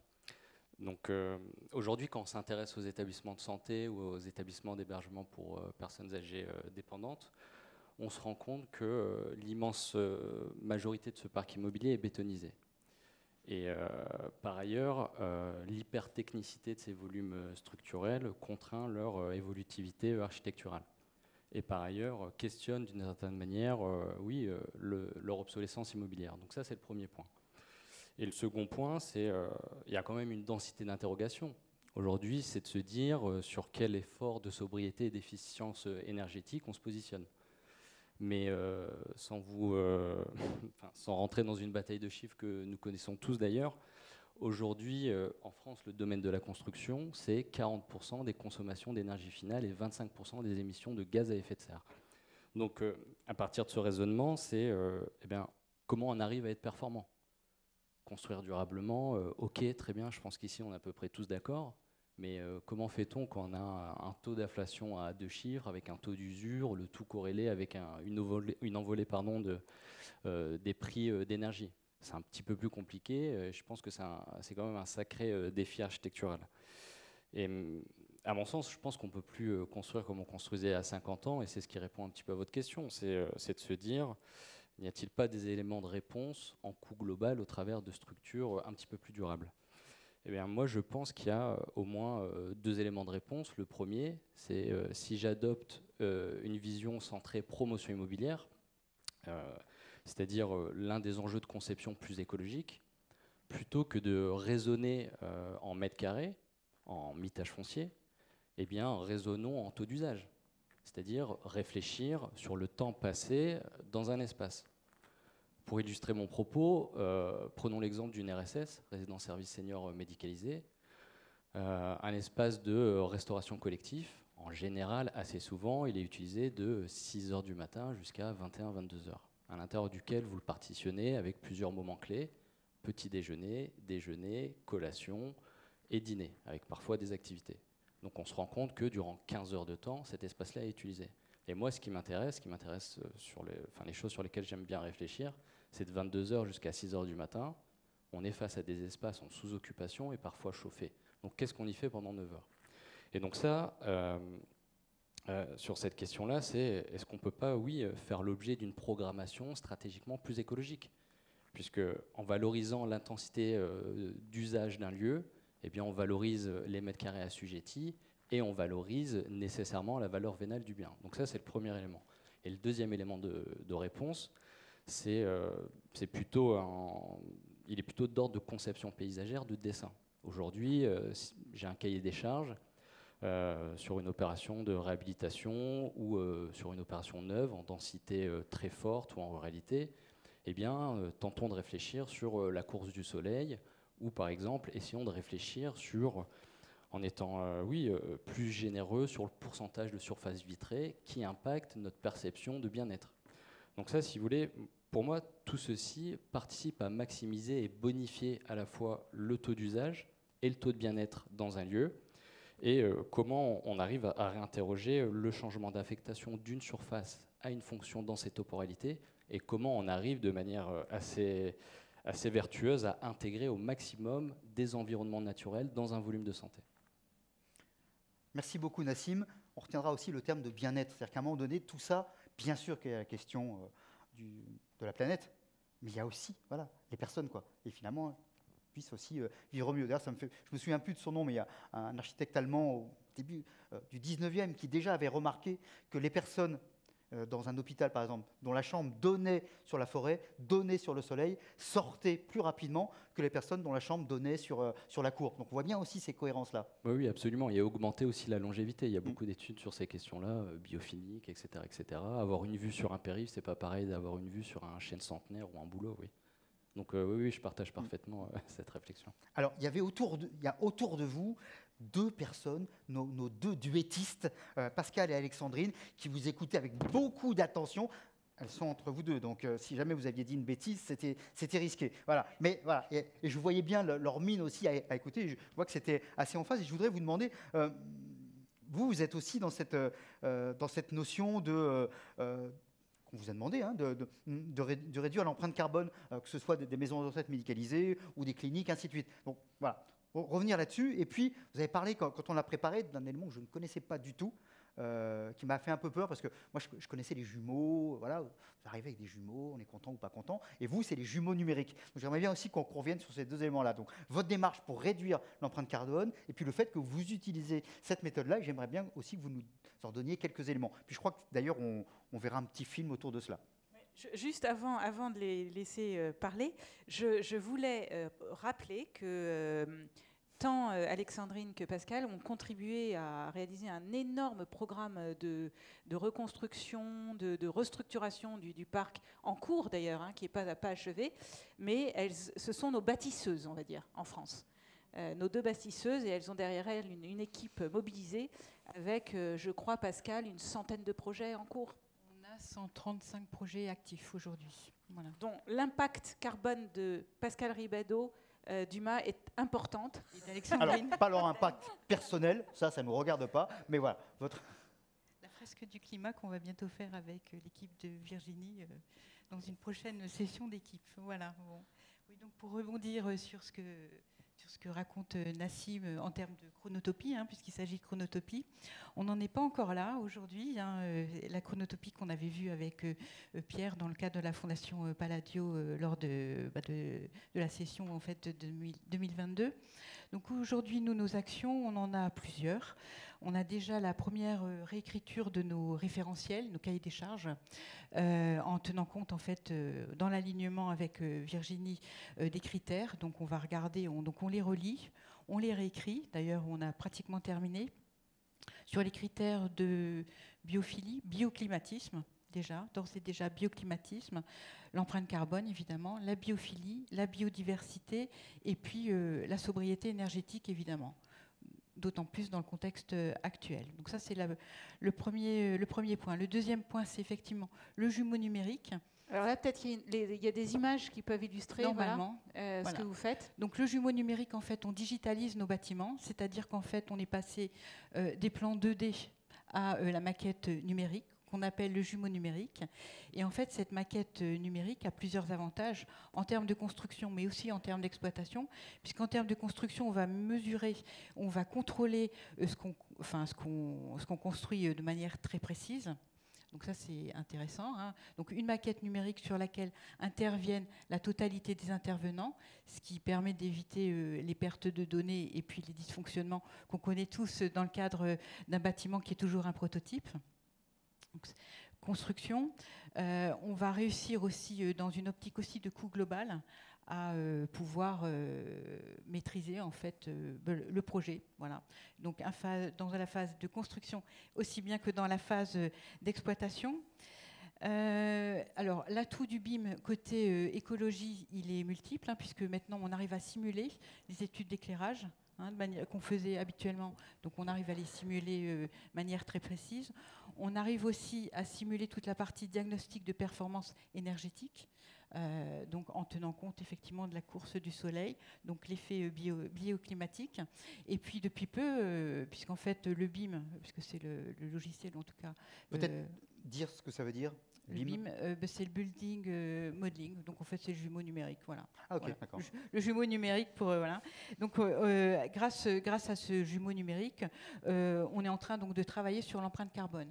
C'est-à-dire qu'en fait dès qu'on va construire, on saura exactement quelle est l'empreinte carbone de la construction et donc de l'exploitation.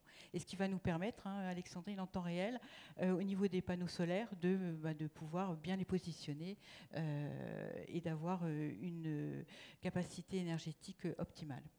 Et puis on a un atout complémentaire, c'est dans le cadre du suivi et d'exploitation, dans 25 ans, grâce à cet outil, on saura comment reconvertir nos bâtiments. Parce qu'effectivement, dans durable, il y a surtout la notion de reconversion. Aujourd'hui, c'est ce que disait... c'est ce qu'on entendait tout à l'heure, c'est-à-dire qu'on a un gros sujet sur la reconversion des bâtiments. On a mis du béton. Nous, notre enjeu majeur aujourd'hui, c'est pas de construire, c'est surtout d'essayer de rénover. Et du fait du béton, il y a plein de fois où on ne peut pas.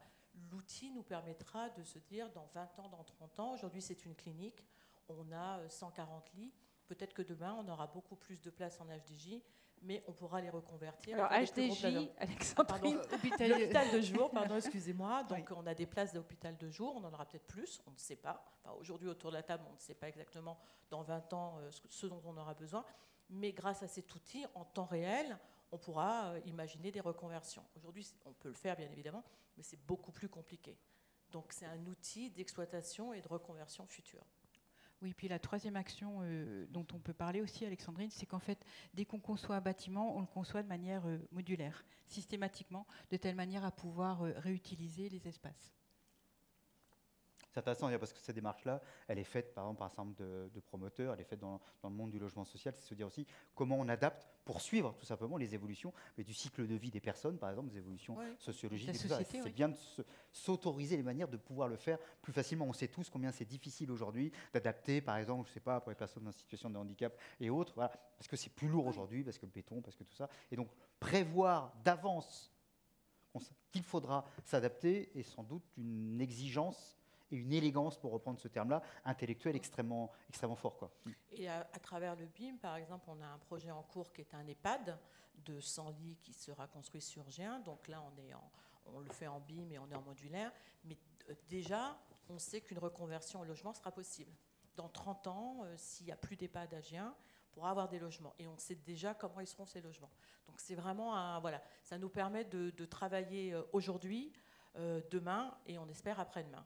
Et je crois que vous avez aussi une exigence particulière en termes de normes environnementales, puisque au-delà de la norme HQE, qui est une norme établie comme imposée, vous allez aujourd'hui vers une norme, ce que tu évoquais tout à l'heure, qui prend en compte le bien-être, la norme WELL. Vous pouvez en dire quelques mots? Aujourd'hui, depuis 2018, en fait, tous nos projets sont estampillés et certifiés HQE, donc tout ce qu'on construit. Voilà. Haute qualité environnementale. Haute qualité environnementale avec différents niveaux. Donc il y a la réglementation environnementale, la RE 2020, qui va s'opposer à nous. Aujourd'hui, on est sur une réglementation thermique 2012. Voilà. On essaye d'aller au-delà, puisqu'en fait, on est sur un volume E+, C-. Donc systématiquement, nos projets qui sont lancés sont en E1, C1 ou en E2, C1, et peut-être qu'on devrait en avoir un en E3, C2. Donc c'est des niveaux de qualité, enfin en tout cas de consommation énergétique. Un petit peu technique. Hein. Voilà, un petit peu technique. Bon, c'est des bonnes notes. Voilà, oui, c'est des bonnes notes. Oui. Donc ça, c'est côté énergétique. Et aujourd'hui, on voudrait aller un peu plus loin, c'est-à-dire qu'on voudrait aller au-delà du label HQE. C'est qu'on voudrait avoir un label WELL, en fait, qui englobe le label HQE, mais tout en tenant compte en fait du bien-être donc des résidents, bien évidemment, de nos patients, mais aussi des salariés. Voilà. Donc le label HQE, on a une certification qui sera renouvelée tous les 3 ans. Et donc au-delà de la qualité de l'air, de la qualité de l'eau, du confort visuel, du confort thermique et du confort acoustique, en fait, on va s'attacher aux matériaux. Donc toute la partie matériaux sains, voilà, biomatériaux. Et puis aux qualités en fait, aux qualités de vie. Donc on a beaucoup d'espaces extérieurs, intérieurs, une liaison systématique, des aménagements d'espace, toutes des études de couleurs, de telle manière en fait à pouvoir avoir un environnement psychologique qui contribue au bien-être de tout un chacun. Le mobilier là qu'on voit, mobilier. fait-il partie de WELL? De la démarche WELL. Le mobilier pourrait faire partie de WELL. Donc en fait, c'est un fabricant qui nous a proposé cette chaise. Tu veux pas cette chaise, elle est faite à partir de plastique recyclé. J'ai toujours rêvé de m'asseoir sur du plastique recyclé. Voilà. J'ai essayé avec du plastique tout court, et c'est moyen finalement. Il y a plusieurs coloris. Il y a plusieurs coloris. Voilà, ce fabricant propose de faire une étude, et il y a une étude qui sera lancée pour essayer de recycler tout ce qui est protection, incontinence, puisque c'est quand même un sujet dans nos EHPAD, pour pouvoir les recycler. Voilà. En chaise.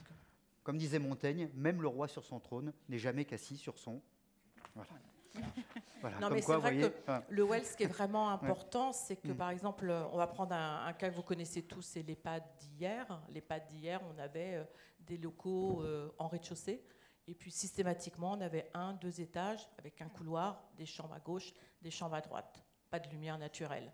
Donc, effectivement, un résident qui se lève à 2h, 14h, il ne sait pas si c'est le matin, le soir, la nuit. Aujourd'hui, on a des lumières artificielles qui donnent, qui permettent d'identifier à peu près, voilà, de se repérer.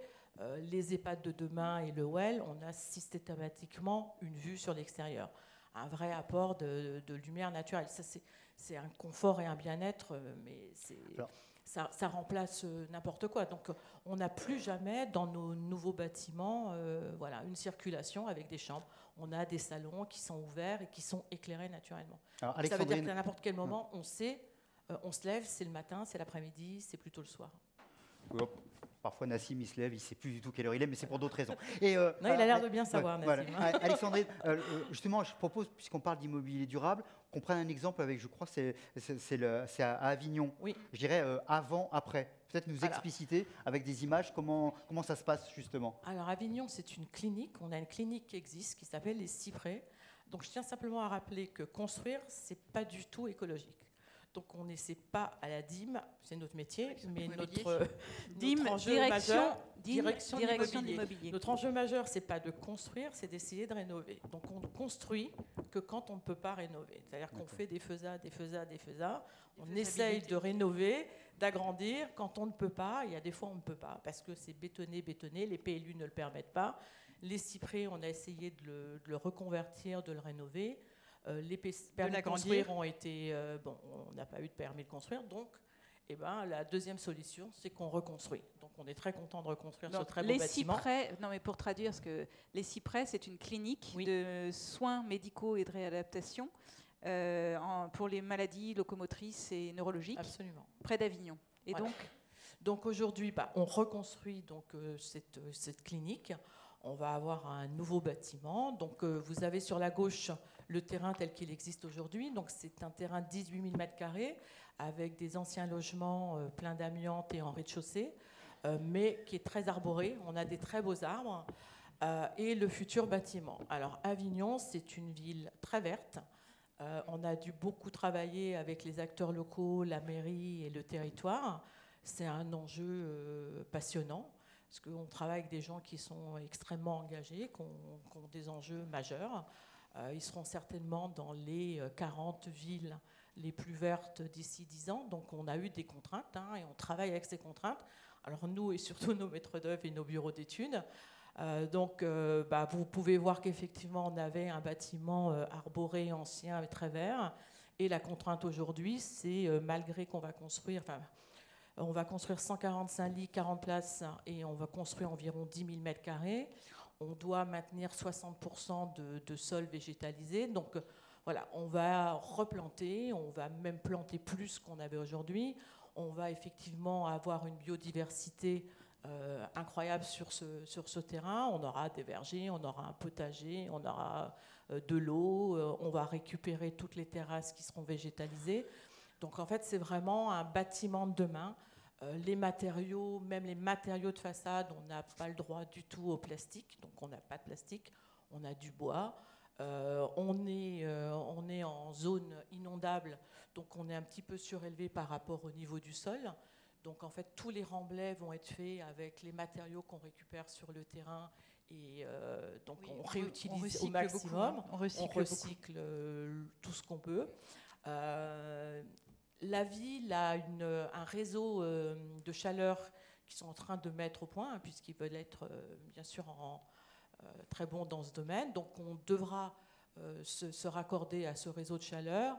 On a du photovoltaïque pour tout ce qui est eau sanitaire. On a une épaisseur, on a des contraintes au niveau... Bref, voilà. la liste est infinie de vertus et de résilience de ce bâtiment. Absolument. Et franchement, la démarche est remarquable et c'est très chouette de vous écouter. Voilà, et c'est passionnant parce que c'est des enjeux. On doit même rencontrer, nous, des fabricants pour trouver des nouveaux matériaux. Et vraiment, c'est des enjeux très intéressants. D'accord.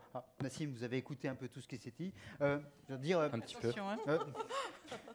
Est-ce que vous vous sentez en accord avec cette approche? Évidemment, s'il dit non, on est super emmerdé. Mais voilà. Et puis, deuxième élément, quand même, je vous écoutais, j'y connais rien, mais je disais, mais est-ce qu'à la fin, ces histoires de réhabilitation, est-ce que c'est pas... Là, vous avez dit que finalement, vous recommencez. Et donc, ces histoires de réhabilitation, est-ce que ça finit pas par être plus complexe, plus long et plus cher? Donc, est-ce que c'est pas aussi un sujet? Oui, après, sur la question de l'approche, je vais répondre oui et non, comme ça, j'ouvrirai le débat. Et, non, mais plus sérieusement, à l'évidence, nous sommes parfaitement d'accord. Et je pense qu'on pourrait même aller encore plus loin. Alors, certes, le financement de l'immobilier durable, c'est quand même une activité qui est assez récente dans l'écosystème de la filière du bâtiment. Et effectivement, les aléas climatiques nous imposent de réfléchir différemment en amont, de s'adapter. En témoigne la canicule de 2003 ou encore les différents épisodes de confinement qui portent en conséquence toutes ces questions. Maintenant, je tiens quand même à souligner, et ma consoeur de gauche l'a brillamment souligné, construire dans un espace naturel un bâtiment durable, c'est quand même une vision très perverse de l'écologie. Donc à partir de là, je pense qu'il y a un fin mélange à opérer entre ne pas être trop technophobe ni trop technophile. Et moi, je pense sur la question de... vous parliez tout à l'heure de la question de l'outillage politique. ça me paraît délicat de parler d'inaction. Moi, j'ai aussi en mémoire, et je pense intuitivement à la loi Grenelle, à la loi climat et résilience, aux différents rapports du GIEC, ou encore tout récemment les élus de la ville de Paris qui se dotent d'un PLU bioclimatique où on commence à réfléchir sur les questions d'îlots de chaleur, de passoires thermiques, etc. Mais effectivement, au-delà de l'intentionnalité, moi ce qui m'intéresse c'est le pratico-pratique, et c'est ce qui rejoint ta question. Et c'est de se dire, prenons l'exemple d'un EHPAD, de manière très simple. Aujourd'hui, un EHPAD, il est soumis à une tarification ternaire en hébergement, soins et dépendance. Rénover un EHPAD, ça passe par la case hébergement, qui elle-même est financée par le département pour environ 75% des lits. Exemple très simple, aujourd'hui je suis un directeur d'EHPAD ou une directrice d'EHPAD, je veux faire une rénovation-extension à 2 000 €. Mais le département me refuse l'augmentation du prix journée correspondante de quelques euros. Eh ben, qu'est-ce que je fais? Comment je fais? Est-ce que je réduis ou je supprime les honoraires de la maîtrise d'œuvre ou de l'archi? Enfin, ça me semble compliqué, c'est pas mon concept, mais est-ce que je fais un prêt sur 10-20 ans? C'est un peu ubuesque. Et donc moi, je pense que, vous l'avez compris, il y a un double effet assez pervers. C'est à la fois très restrictif et très réglementé. Et moi, je pense que pourquoi ne pas imaginer, je lance une bouée à la mer, mais pourquoi ne pas imaginer en France, dans chaque PLU, un volet non pas gériatrique, mais pour chaque opération immobilière de santé, une mesure incitative ou une fiscalité architecturo-paysagère qui interviendrait dans le coût global énergétique d'une opération de santé. Et je pense qu'en réfléchissant comme ça, ça permettrait peut-être de décloisonner et effectivement, de faire bouger les lignes dans l'univers de la promotion de la santé. Nassim, bien entendu qu'on en rêve. Heureusement, dans le privé, on est quand même beaucoup plus libre que ce que vous décrivez. C'est-à-dire qu'effectivement, les EHPAD privés ont été beaucoup vilipendés ces derniers temps. En attendant, le nombre d'opérations de réhabilitation et de reconstruction aujourd'hui chez Korian est considérable parce que Korian est un groupe privé et Korian a une marge de manœuvre beaucoup plus grande qu'un EHPAD public, qui est effectivement tributaire de la bonne volonté du département. Oui, vous prêchez un convaincu, Voilà. Il n'y a pas de sujet. Alors, maintenant qu'on a prêché, est-ce qu'il y a parmi les pêcheurs, est-ce qu'il y a des personnes qui souhaitent intervenir, poser une question, réagir ou demander une précision? Madame, déjà, petite remarque, vous, 200% écolo, rénover les cyprès, je trouvais ça assez intéressant. Et l'immobilier durable, la vieillesse, elle est aussi. Et moi, ce que ça m'a fait penser, c'est que c'est un débat intéressant. On parle de citoyenneté, de respect intergénérationnel. Bref, le transition écologique, transition démographique, c'est un peu le même combat. En 2016, moi, je m'étais amusé à benchmarker, j'avais dit, pour la silver economy, il faut benchmarker le green business. Et j'avais inventé, entre guillemets, on a été plusieurs à parler de silver citoyenneté. Et là, on s'aperçoit qu'une entreprise silver citoyenne qui s'intéresse à une logique éco-citoyenne. Donc je trouve que c'est un juste retour des choses. Et il y a cette notion d'empreinte également qu'on laisse, tant en écologie qu'une empreinte intergénérationnelle. C'est un long chemin, je pense, parce qu'effectivement, à vous écouter, il y a beaucoup de rénovations à faire en termes d'EHPAD qui doivent être améliorées, et on voit que ça ne se fait pas en un claquement de doigts. Et puis, je tenais juste à dire que les boomers ne sont pas anti-écolo, ça c'est important de le dire. Il y a eu quelques petites erreurs politiques d'Europe Écologie Les Verts à un moment qui disaient eux aussi ils votent, comme les chasseurs. Donc, et on a beaucoup à apprendre des seniors, et je crois que dans cette logique d'éco-citoyenneté, ils ont aussi à nous en prendre la logique du slow down, c'est-à-dire on se pose un peu, on prend le temps, et on réfléchit à comment on construit le monde de demain, justement pour laisser une bonne empreinte écologique et démographique positive. Donc voilà, je tenais juste à faire ce petit témoignage. Merci. Merci beaucoup, Jérôme. Alors, c'est vrai qu'on l'avait plus centré sur la première table ronde, où on était justement sur ces questions entre les générations. Est-ce qu'il y a d'autres remarques? Attention, c'est maintenant ou jamais. Eh bien, c'est jamais. En tout cas, pour ce... Voilà. Merci à vous trois, on les applaudit. Ils ont été remarquables. Et puis... applaudir, ça fait du bien à l'esprit et ça fait du bien physiquement. Alors maintenant, on va passer sur ce qu'on a appelé l'approvisionnement local. Fabien Crozat, à vous de jouer. Pour aborder ce thème, Je vous propose d'écouter l'extrait sur se nourrir, justement. En 1930, donc j'avais 8 ans. Il n'y avait pas encore de supermarché à ce moment-là. Hein. Donc le petit commerce continuait à vivre normalement. C'est après 1930 que l'idée de grand commerce est arrivée, qui a détruit en partie le petit commerce. Ça vient des Américains, parce qu'on avait quand même eu des restrictions pendant la guerre, et quand ils sont arrivés, qu'ils nous jetaient des volets de bonbons, de boîtes de conserve, vous vous rendez compte? On se mettait sur le bord des routes, on les acclamait, les gamins, là, pendant des heures, et alors on recevait des chewing-gums, des bonbons, du chocolat, et des boîtes de conserve, dont des conserves de viande. C'était un mot un petit peu magique d'avoir des conserves. Pour moi, ça a été le début de la consommation. Parce qu'à ce moment-là, il fallait avoir, il fallait consommer, voilà. C'est la modernité, forcément le progrès. Alors on peut se poser la question maintenant, c'est quoi le progrès? C'est ce qu'on voit actuellement? Question centrale. Alors, on va peut-être pas faire une grande discussion philosophique sur c'est quoi le progrès, quoi qu'il y aurait de quoi faire, c'est quoi les progressistes, et ainsi de suite. On pourrait beaucoup s'amuser, mais on va rester plus raisonnable. Vous êtes le boss de l'hôtellerie et de la restauration. C'est quand même pas rien. En même temps, justement, on se disait, là, on s'est centré sur la question de l'approvisionnement. C'est quoi le lien et c'est quoi votre politique à vous par rapport à ces questions-là? Comment on fait finalement? On a parlé du local et ainsi de suite. Comment ça se traduit très très concrètement et vers quoi vous allez? Et comment aussi, tout simplement, l'entreprise a évolué sur ces sujets-là? Alors d'abord, le local, c'est bien si c'est 2 saisons.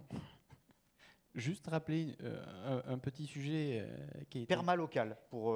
Non mais très bien, ça rappelle les sujets d'avant, mais c'est important pourquoi? Parce que d'abord, l'empreinte carbone d'un produit, c'est d'abord comment on le produit.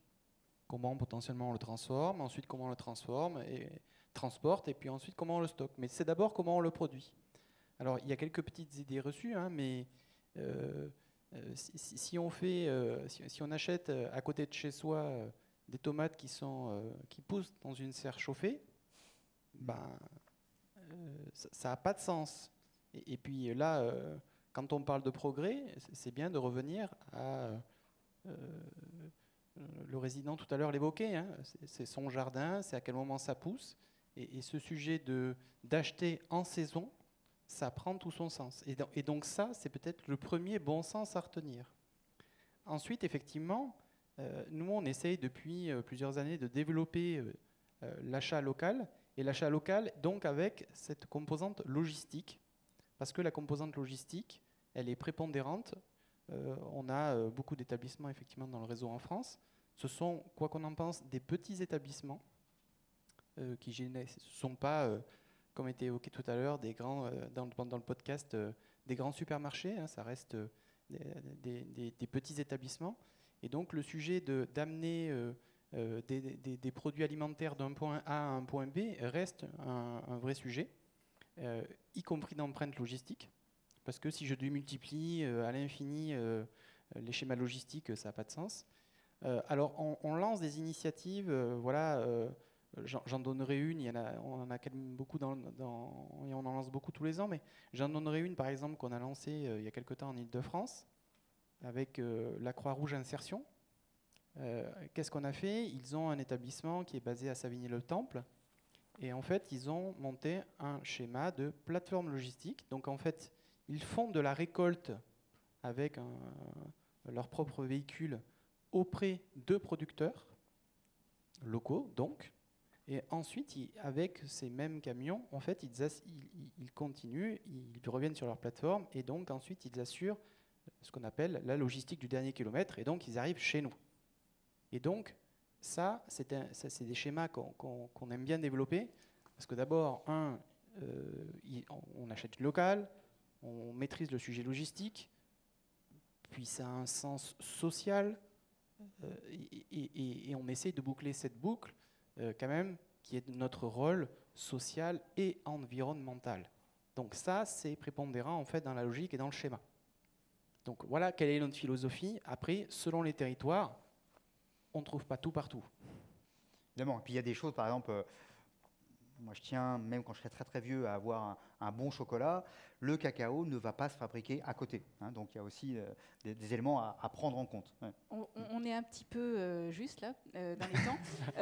Donc je vais demander juste à Fabien de nous parler un peu de ses rêves, mais également à nos deux derniers interlocuteurs à nous rejoindre.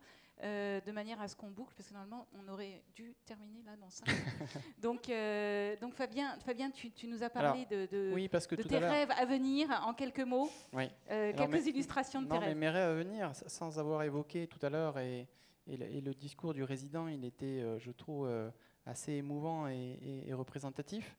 C'est que demain, si on arrive à recréer dans chacun d'une de nos maisons, en fait, un jardin qui puisse être un lieu de collaboration de nos propres collaborateurs, de nos propres résidents, sur lequel on pourrait, qui soit ouvert sur l'extérieur, dans lequel on pourrait cultiver nos propres légumes, potentiellement avec une ruche avec notre propre miel.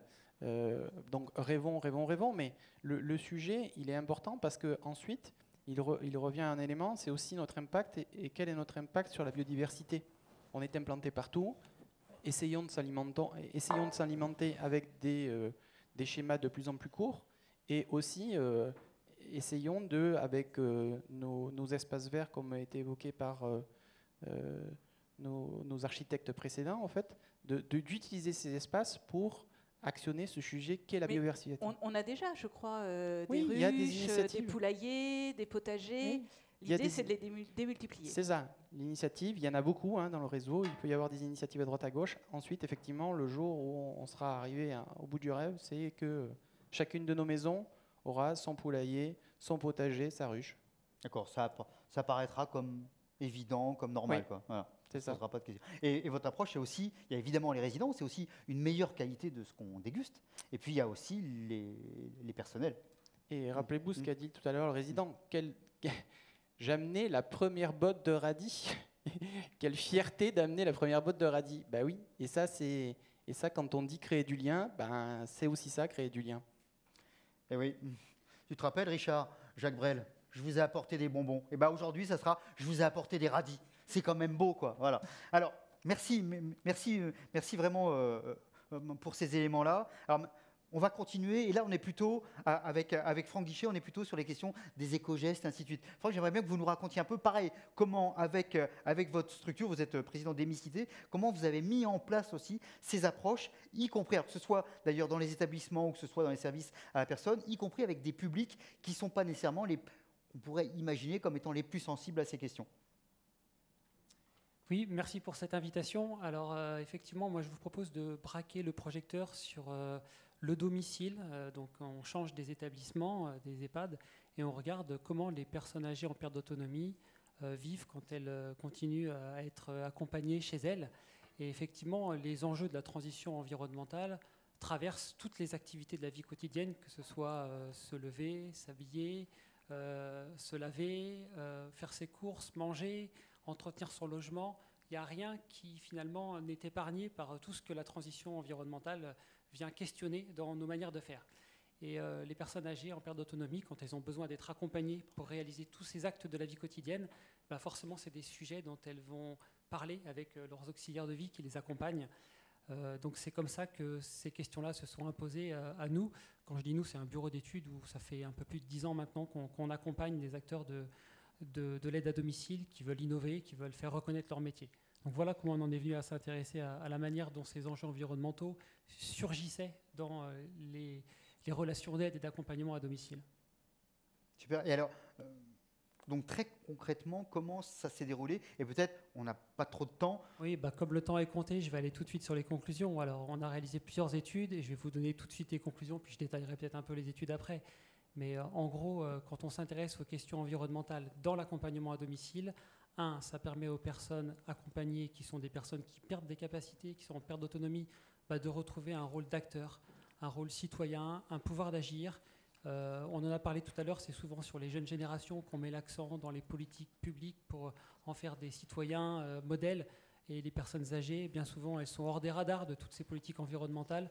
Et les personnes âgées, elles peuvent être acteurs de la transition écologique. Et c'est ça le premier point.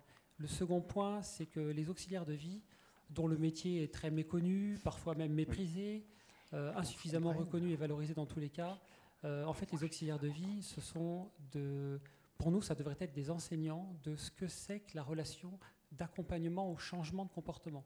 Parce que le plus dur, finalement, dans ces histoires-là, c'est de changer de comportement. Et c'est ça que les auxiliaires de vie savent parfaitement faire. Alors, je peux vous donner 2-3 exemples d'études qu'on a réalisées. On en a fait une sur les déchets à domicile, comment sont triés les déchets à domicile chez des personnes âgées. Et notamment, on s'est intéressé à une catégorie de déchets bien particuliers qu'on appelle des DASRI, les déchets d'activité de soins à risque infectieux. Vous connaissez ça par cœur dans les établissements de santé. À domicile, c'est très particulier puisqu'on n'est pas dans un établissement, donc les gens sont libres de faire comme ils veulent. Ça se passe comme ils ont décidé que ça se passe. Les gens, ils sont maîtres chez eux. Et pourtant, il y a des infirmières, il y a des aides-soignantes qui viennent délivrer un certain nombre d'actes de soins. Donc les DASRI, c'est tout ce qui est piquant, coupant, tranchant, mais peut-être pas que. Il y a aussi le textile, il y a aussi parfois les pansements, les protections. Et alors, on s'est intéressé à ça, parce que ça finit forcément dans les ordures ménagères, c'est pas trié. Et on a suivi le parcours d'une protection. Alors, je peux vous en parler, parce que c'est un cas qu'on a étudié. C'est une personne âgée qui est incontinente, qui va à l'hôpital se faire un examen qu'on appelle une scintigraphie. Elle a des problèmes de santé. Et donc, pour la réalisation de l'examen, on lui injecte un produit dans le sang qui contient un peu de matière radioactive. Et le produit s'évacue naturellement dans les urines, donc elle va revenir chez elle. Et donc le produit va se retrouver dans ces protections qui ne sont pas triées comme des DASRI, qui finissent aux ordures ménagères. On a la communauté de communes qui passe avec son camion benne collecter les ordures ménagères et qui les emmène au centre de tri. Et dans les centres de tri, maintenant, on installe des portiques qui détectent les matières radioactives. Et voilà comment notre protection d'une personne âgée se retrouve dans un camion qui va être mis en quarantaine parce qu'il y a une alerte qui va être déclenchée. On fait intervenir une équipe spécialisée qui coûte des milliers d'euros. Tout ça parce qu'en fait, ça reste un impensé encore dans l'accompagnement de penser ensemble justement cette transition écologique et la transition démographique. Donc ça, c'est une étude qu'on avait faite sur les déchets. On en a fait d'autres sur le repérage de la précarité énergétique. Les auxiliaires de vie, ce sont parfois les seuls à aller chez des personnes âgées qui sont très isolées et qui vivent dans des logements qui sont très, très mal isolés, qui sont de véritables passoires énergétiques. Aujourd'hui, il y a beaucoup de programmes pour faire de la rénovation énergétique, mais les personnes ne savent pas du tout comment s'y prendre, ne savent pas faire les démarches, souvent sont inquiètes de l'argent que ça va leur coûter. Et les auxiliaires de vie ont un rôle pour les rassurer, pour les accompagner, encore une fois, dans l'idée que c'est possible, que ces démarches-là sont à leur portée.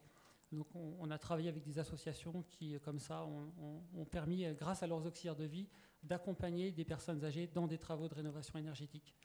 Et puis enfin, un dernier sujet dont je peux vous parler rapidement, c'est sur les aides techniques. Vous savez, quand une personne âgée perd de l'autonomie, elle commence par avoir un déambulateur, et puis souvent un deuxième, parfois un fauteuil roulant, et puis on va installer chez elle des barres d'appui, tout un tas de matériel qui va venir l'accompagner pour lui préserver un peu d'autonomie.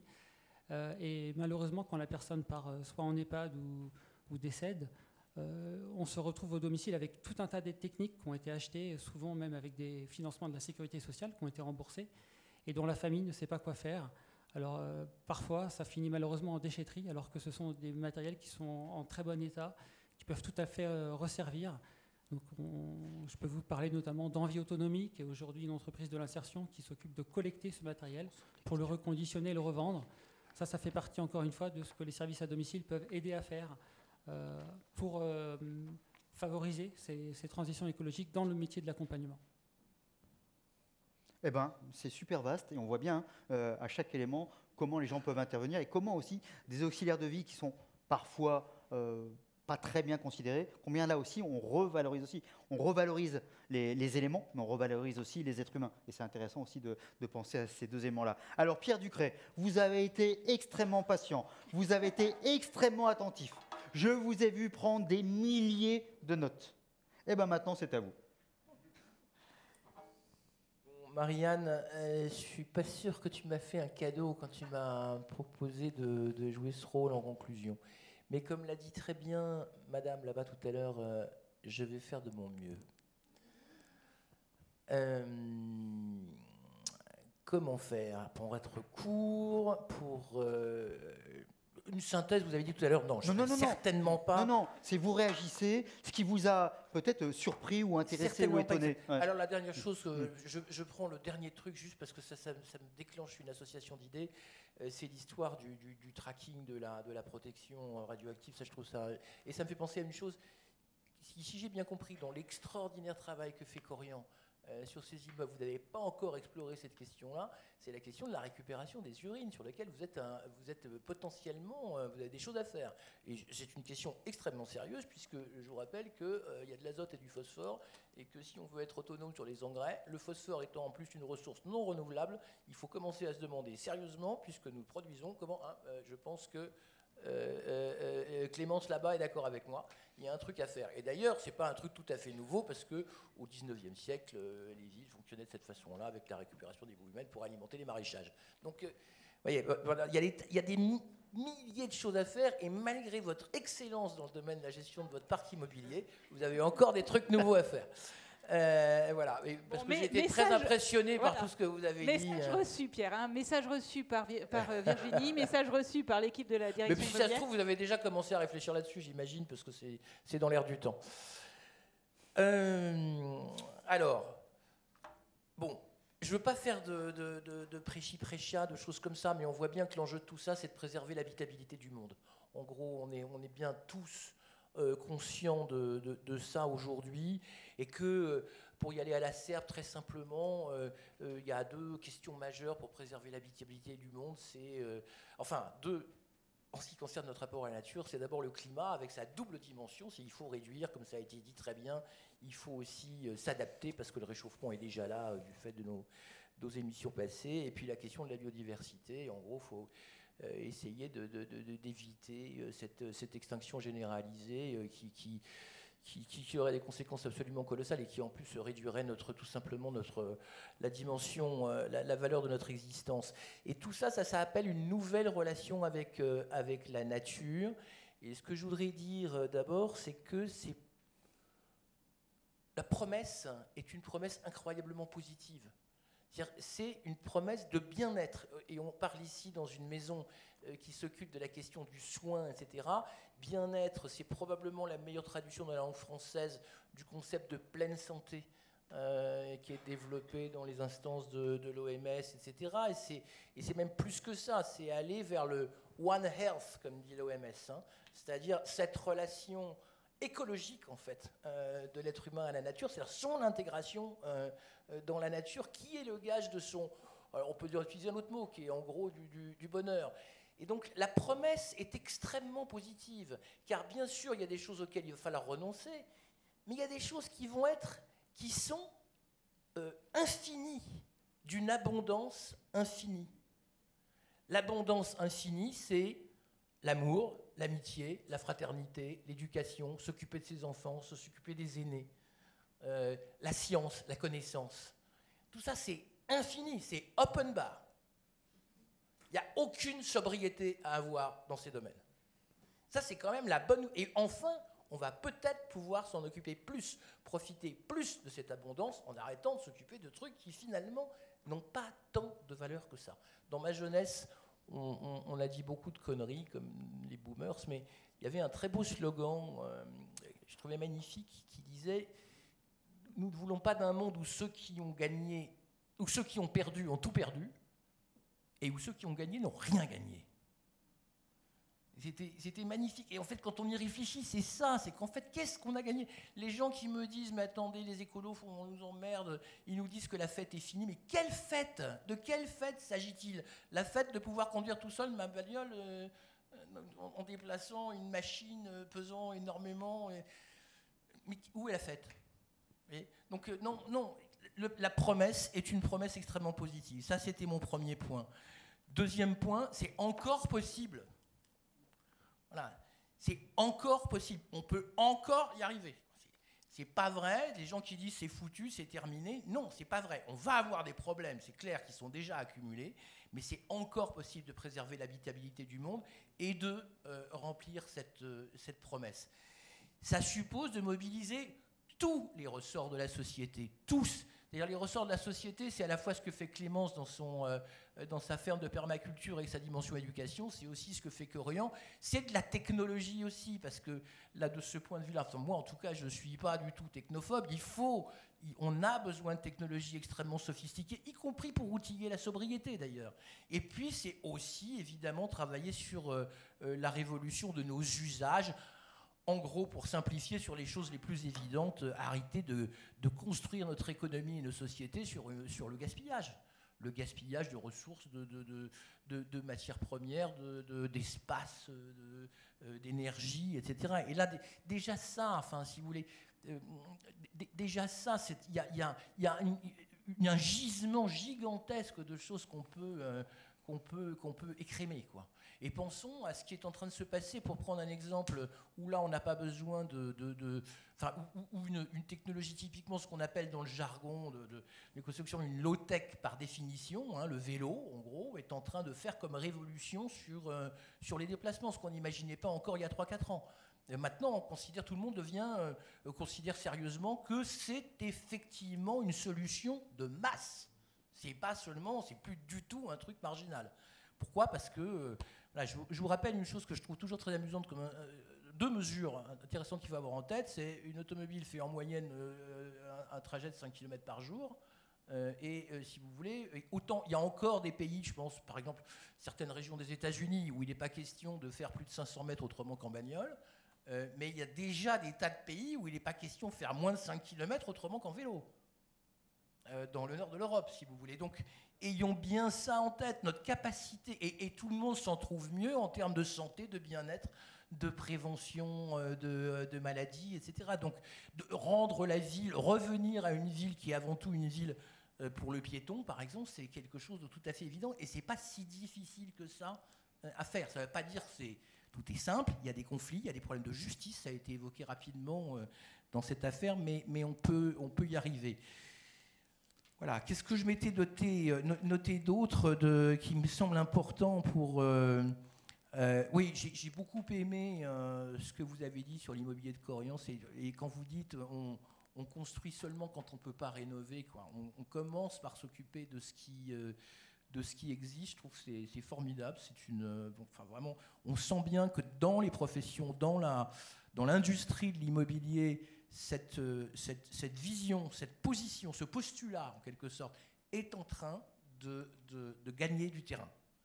Moi, c'est ce que j'ai retenu. J'ai retenu plein de choses qui me vont très bien dans tout ce que vous avez dit, mais c'est finalement ça qui me semble la phrase emblématique.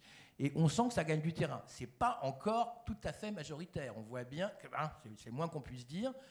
Mais voilà, en gros, arrêtons de travailler sur les volumes de neuf et de nous obséder sur le fait qu'on ne construit pas assez. C'est pas vrai. Il faut d'abord s'occuper de ce qui existe, réinvestir ce qui existe. Tout ça, ça nécessite c'est ça, je voulais dire peut-être pour terminer, ça nécessite des investissements très importants, comme vous le savez chez Corian et à l'échelle de l'économie globalement. Investissements très importants qui vont, heureusement d'ailleurs qu'il va falloir les faire, parce que par ailleurs, il va falloir renoncer à certaines choses. Par ailleurs, il va falloir détruire du capital. Donc il faut reconstituer du capital, parce que par ailleurs, on va détruire du capital. Et avec ces destructions, reconstitution de capital, il y a évidemment de la destruction d'emplois et de la recréation d'emplois. Et peut-être qu'il faut terminer là-dessus. J'ai été très, très, très impressionné par les études sur les personnels de soins. Je pense que parmi les très nombreux, l'énorme potentiel de recréation d'emplois, on avait vu ça avec Marianne l'année dernière, où nous avons fait connaissance dans ce cycle et travaillé ensemble sur ce cycle de séminaire sur le bien-être et santé dans la ville de demain. Mais il est clair que les emplois du prendre soin sont très probablement ces emplois intermédiaires à valoriser et à qualifier dans une société qui valorise avant tout la soutenabilité. Et alors en plus, faire le lien, comme tu l'as fait, avec les préoccupations écologiques plus précises, je trouve ça absolument formidable. c'est très très porteur d'espoir. Voilà, vous me permettez de m'arrêter là-dessus parce que sinon on n'en finirait pas. Alors, moi, je rebondis juste sur ton dernier mot. On a une personne qui nous manque ce soir, c'est un infirmier, un éco-infirmier. C'est un nouveau type d'infirmier qui est à la fois conseiller environnemental et infirmier. Et j'espère vraiment qu'on va réfléchir là-dessus demain.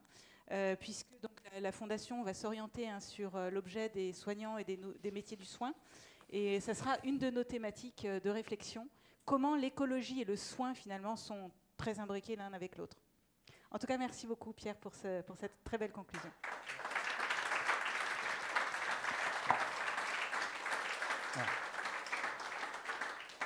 L'heure tourne à tous les sens du terme, donc on va se dépêcher de finir, mais peut-être en effet, c'était intéressant, hein, ce qu'on voulait, c'était montrer qu'il n'y a pas d'opposition générationnelle sur ces questions-là. Il peut y avoir des différences, mais les différences ne seront pas nécessairement des oppositions.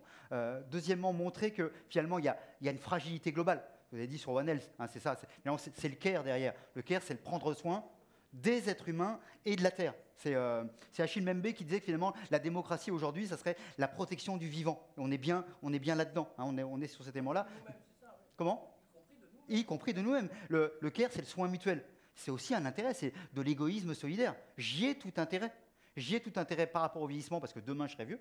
Et j'y ai tout intérêt par rapport à l'environnement parce que je vais être touché, je suis déjà touché, je serai touché encore plus demain. Donc c'était montrer ces éléments-là, montrer que finalement les questions de santé, les questions de vieillissement ne sont pas annexes, ne sont pas différentes, ne sont pas opposées aux enjeux autour de l'écologie au sens global. Donc c'était un petit peu ça l'enjeu. Et c'était finalement, encore une fois, c'est la question des fragilités. Alors Clémence a dû lire ça à un moment ou à un autre. Hans Jonas, qui a été vraiment un des premiers, peut-être même le premier à alerter, hein, principe responsabilité. Et Hans Jonas, c'est quoi ? Il fait d'abord l'expérience de la guerre, l'expérience des camps de concentration, il dit il y a une fragilité humaine. Et derrière, sa réflexion, c'est il y a une fragilité globale. Il le dit, 79, il y a un sacré moment, il le dit, il dit attention, il y a une fragilité globale. Et donc, il y a quelque chose autour de ça. Et ce dont on a parlé, c'est ça. Et puis, en écoutant, je me disais, c'est aussi, alors, autre référence d'une grande figure peu connue en France, Yann Patochka, qui disait à un moment donné, hein, le premier, la charte 77 et tout ça, mais derrière ça, il parlait de la solidarité des ébranlés. Et finalement, ce dont on parle, c'est ça. Il y a l'ébranlement du monde, il y a l'ébranlement des personnes fragiles, il y a l'ébranlement nouveau, parce que les problématiques écologiques, elles ébranlent tout le monde et elles fragilisent tout le monde. Donc il y a aussi cette notion-là de se dire, en fin de compte, encore une fois, je reboucle, on est dans le même bateau, on est dans le même navire, quels que soient nos âges, quelles que soient nos situations, globalement. Sur le même branloir, comme disait Montaigne. Et voilà, on revient, voilà, exactement. Et à un moment donné, alors il y a les Musk et tout ça qui pensent qu'en allant sur Mars, on va régler la question, pour quelques-uns, mais globalement, c'est pas ça. C'est comment, ici et maintenant, on arrive à agir de concert. Donc je crois que vraiment, on est autour de ça. Et donc, c'était aussi cet enjeu-là. Je ne voudrais pas terminer. Alors, est-ce qu'on annonce les prochaines choses ? On n'a pas trop le temps. Très rapidement, on aura une matinale à Montpellier, probablement en février, dont le thème est à définir, mais tournera autour des métiers du soin. Et je voulais juste annoncer qu'on avait un petit cocktail là, qui nous attend et qui est un cocktail écologique concocté par la bande des chefs, qui est un traiteur solidaire, engagé, éco-responsable. On n'a pas les radios de Clémence. On va voir, peut-être on les aura. Clémence ne les a pas. Oui, c'est impossible, on n'a pas le droit. Et peut-être, oui, et de se dire aussi... Tu as dit ça Oui, à Montpellier, on n'ira peut-être pas en vélo quand même, on ira en train. Hein, voilà. Il faut aussi trouver des équilibres. Là aussi, il y a le possible et il y a l'imaginable. Et puis, je voudrais juste en profiter. Je voudrais demander, parce que j'ai vu que Aude Letty est-elle encore là ? Oui, elle est là. J'ai demandé à Aude de venir et j'ai demandé à Dricia de venir. Bah ouais, t'es obligé parce que c'est ta dernière. Et donc, je voudrais qu'on les applaudisse et qu'on applaudisse Dricia parce qu'elle a joué un rôle extrêmement important. Et Aude, tu viens aussi. D'abord parce que... Non, il n'y aura pas de discours, il n'y aura pas tout ça. Je sais que vous n'aimez pas ça, mais juste, je trouvais important que vous... Non, c'est tout. C'est tout de vous voir, parce que comme c'est ton dernier plateau, et comme j'ai vu que Aude était là, je me suis dit c'est quand même sympa que les quatre soient là. Donc on applaudit tout le monde, on vous remercie, et après on fera une... Non, c'est bon ? Un grand merci à tous d'être venus, d'avoir participé activement, et effectivement un grand merci à Dricia, qui va se mettre au centre, qui est donc mon adjointe à la Fondation et qui qui va changer de métier demain et qui nous a accompagnés de façon extraordinaire jusqu'à ce jour. Merci Dricia. Bravo. Salut à tous et bon appétit.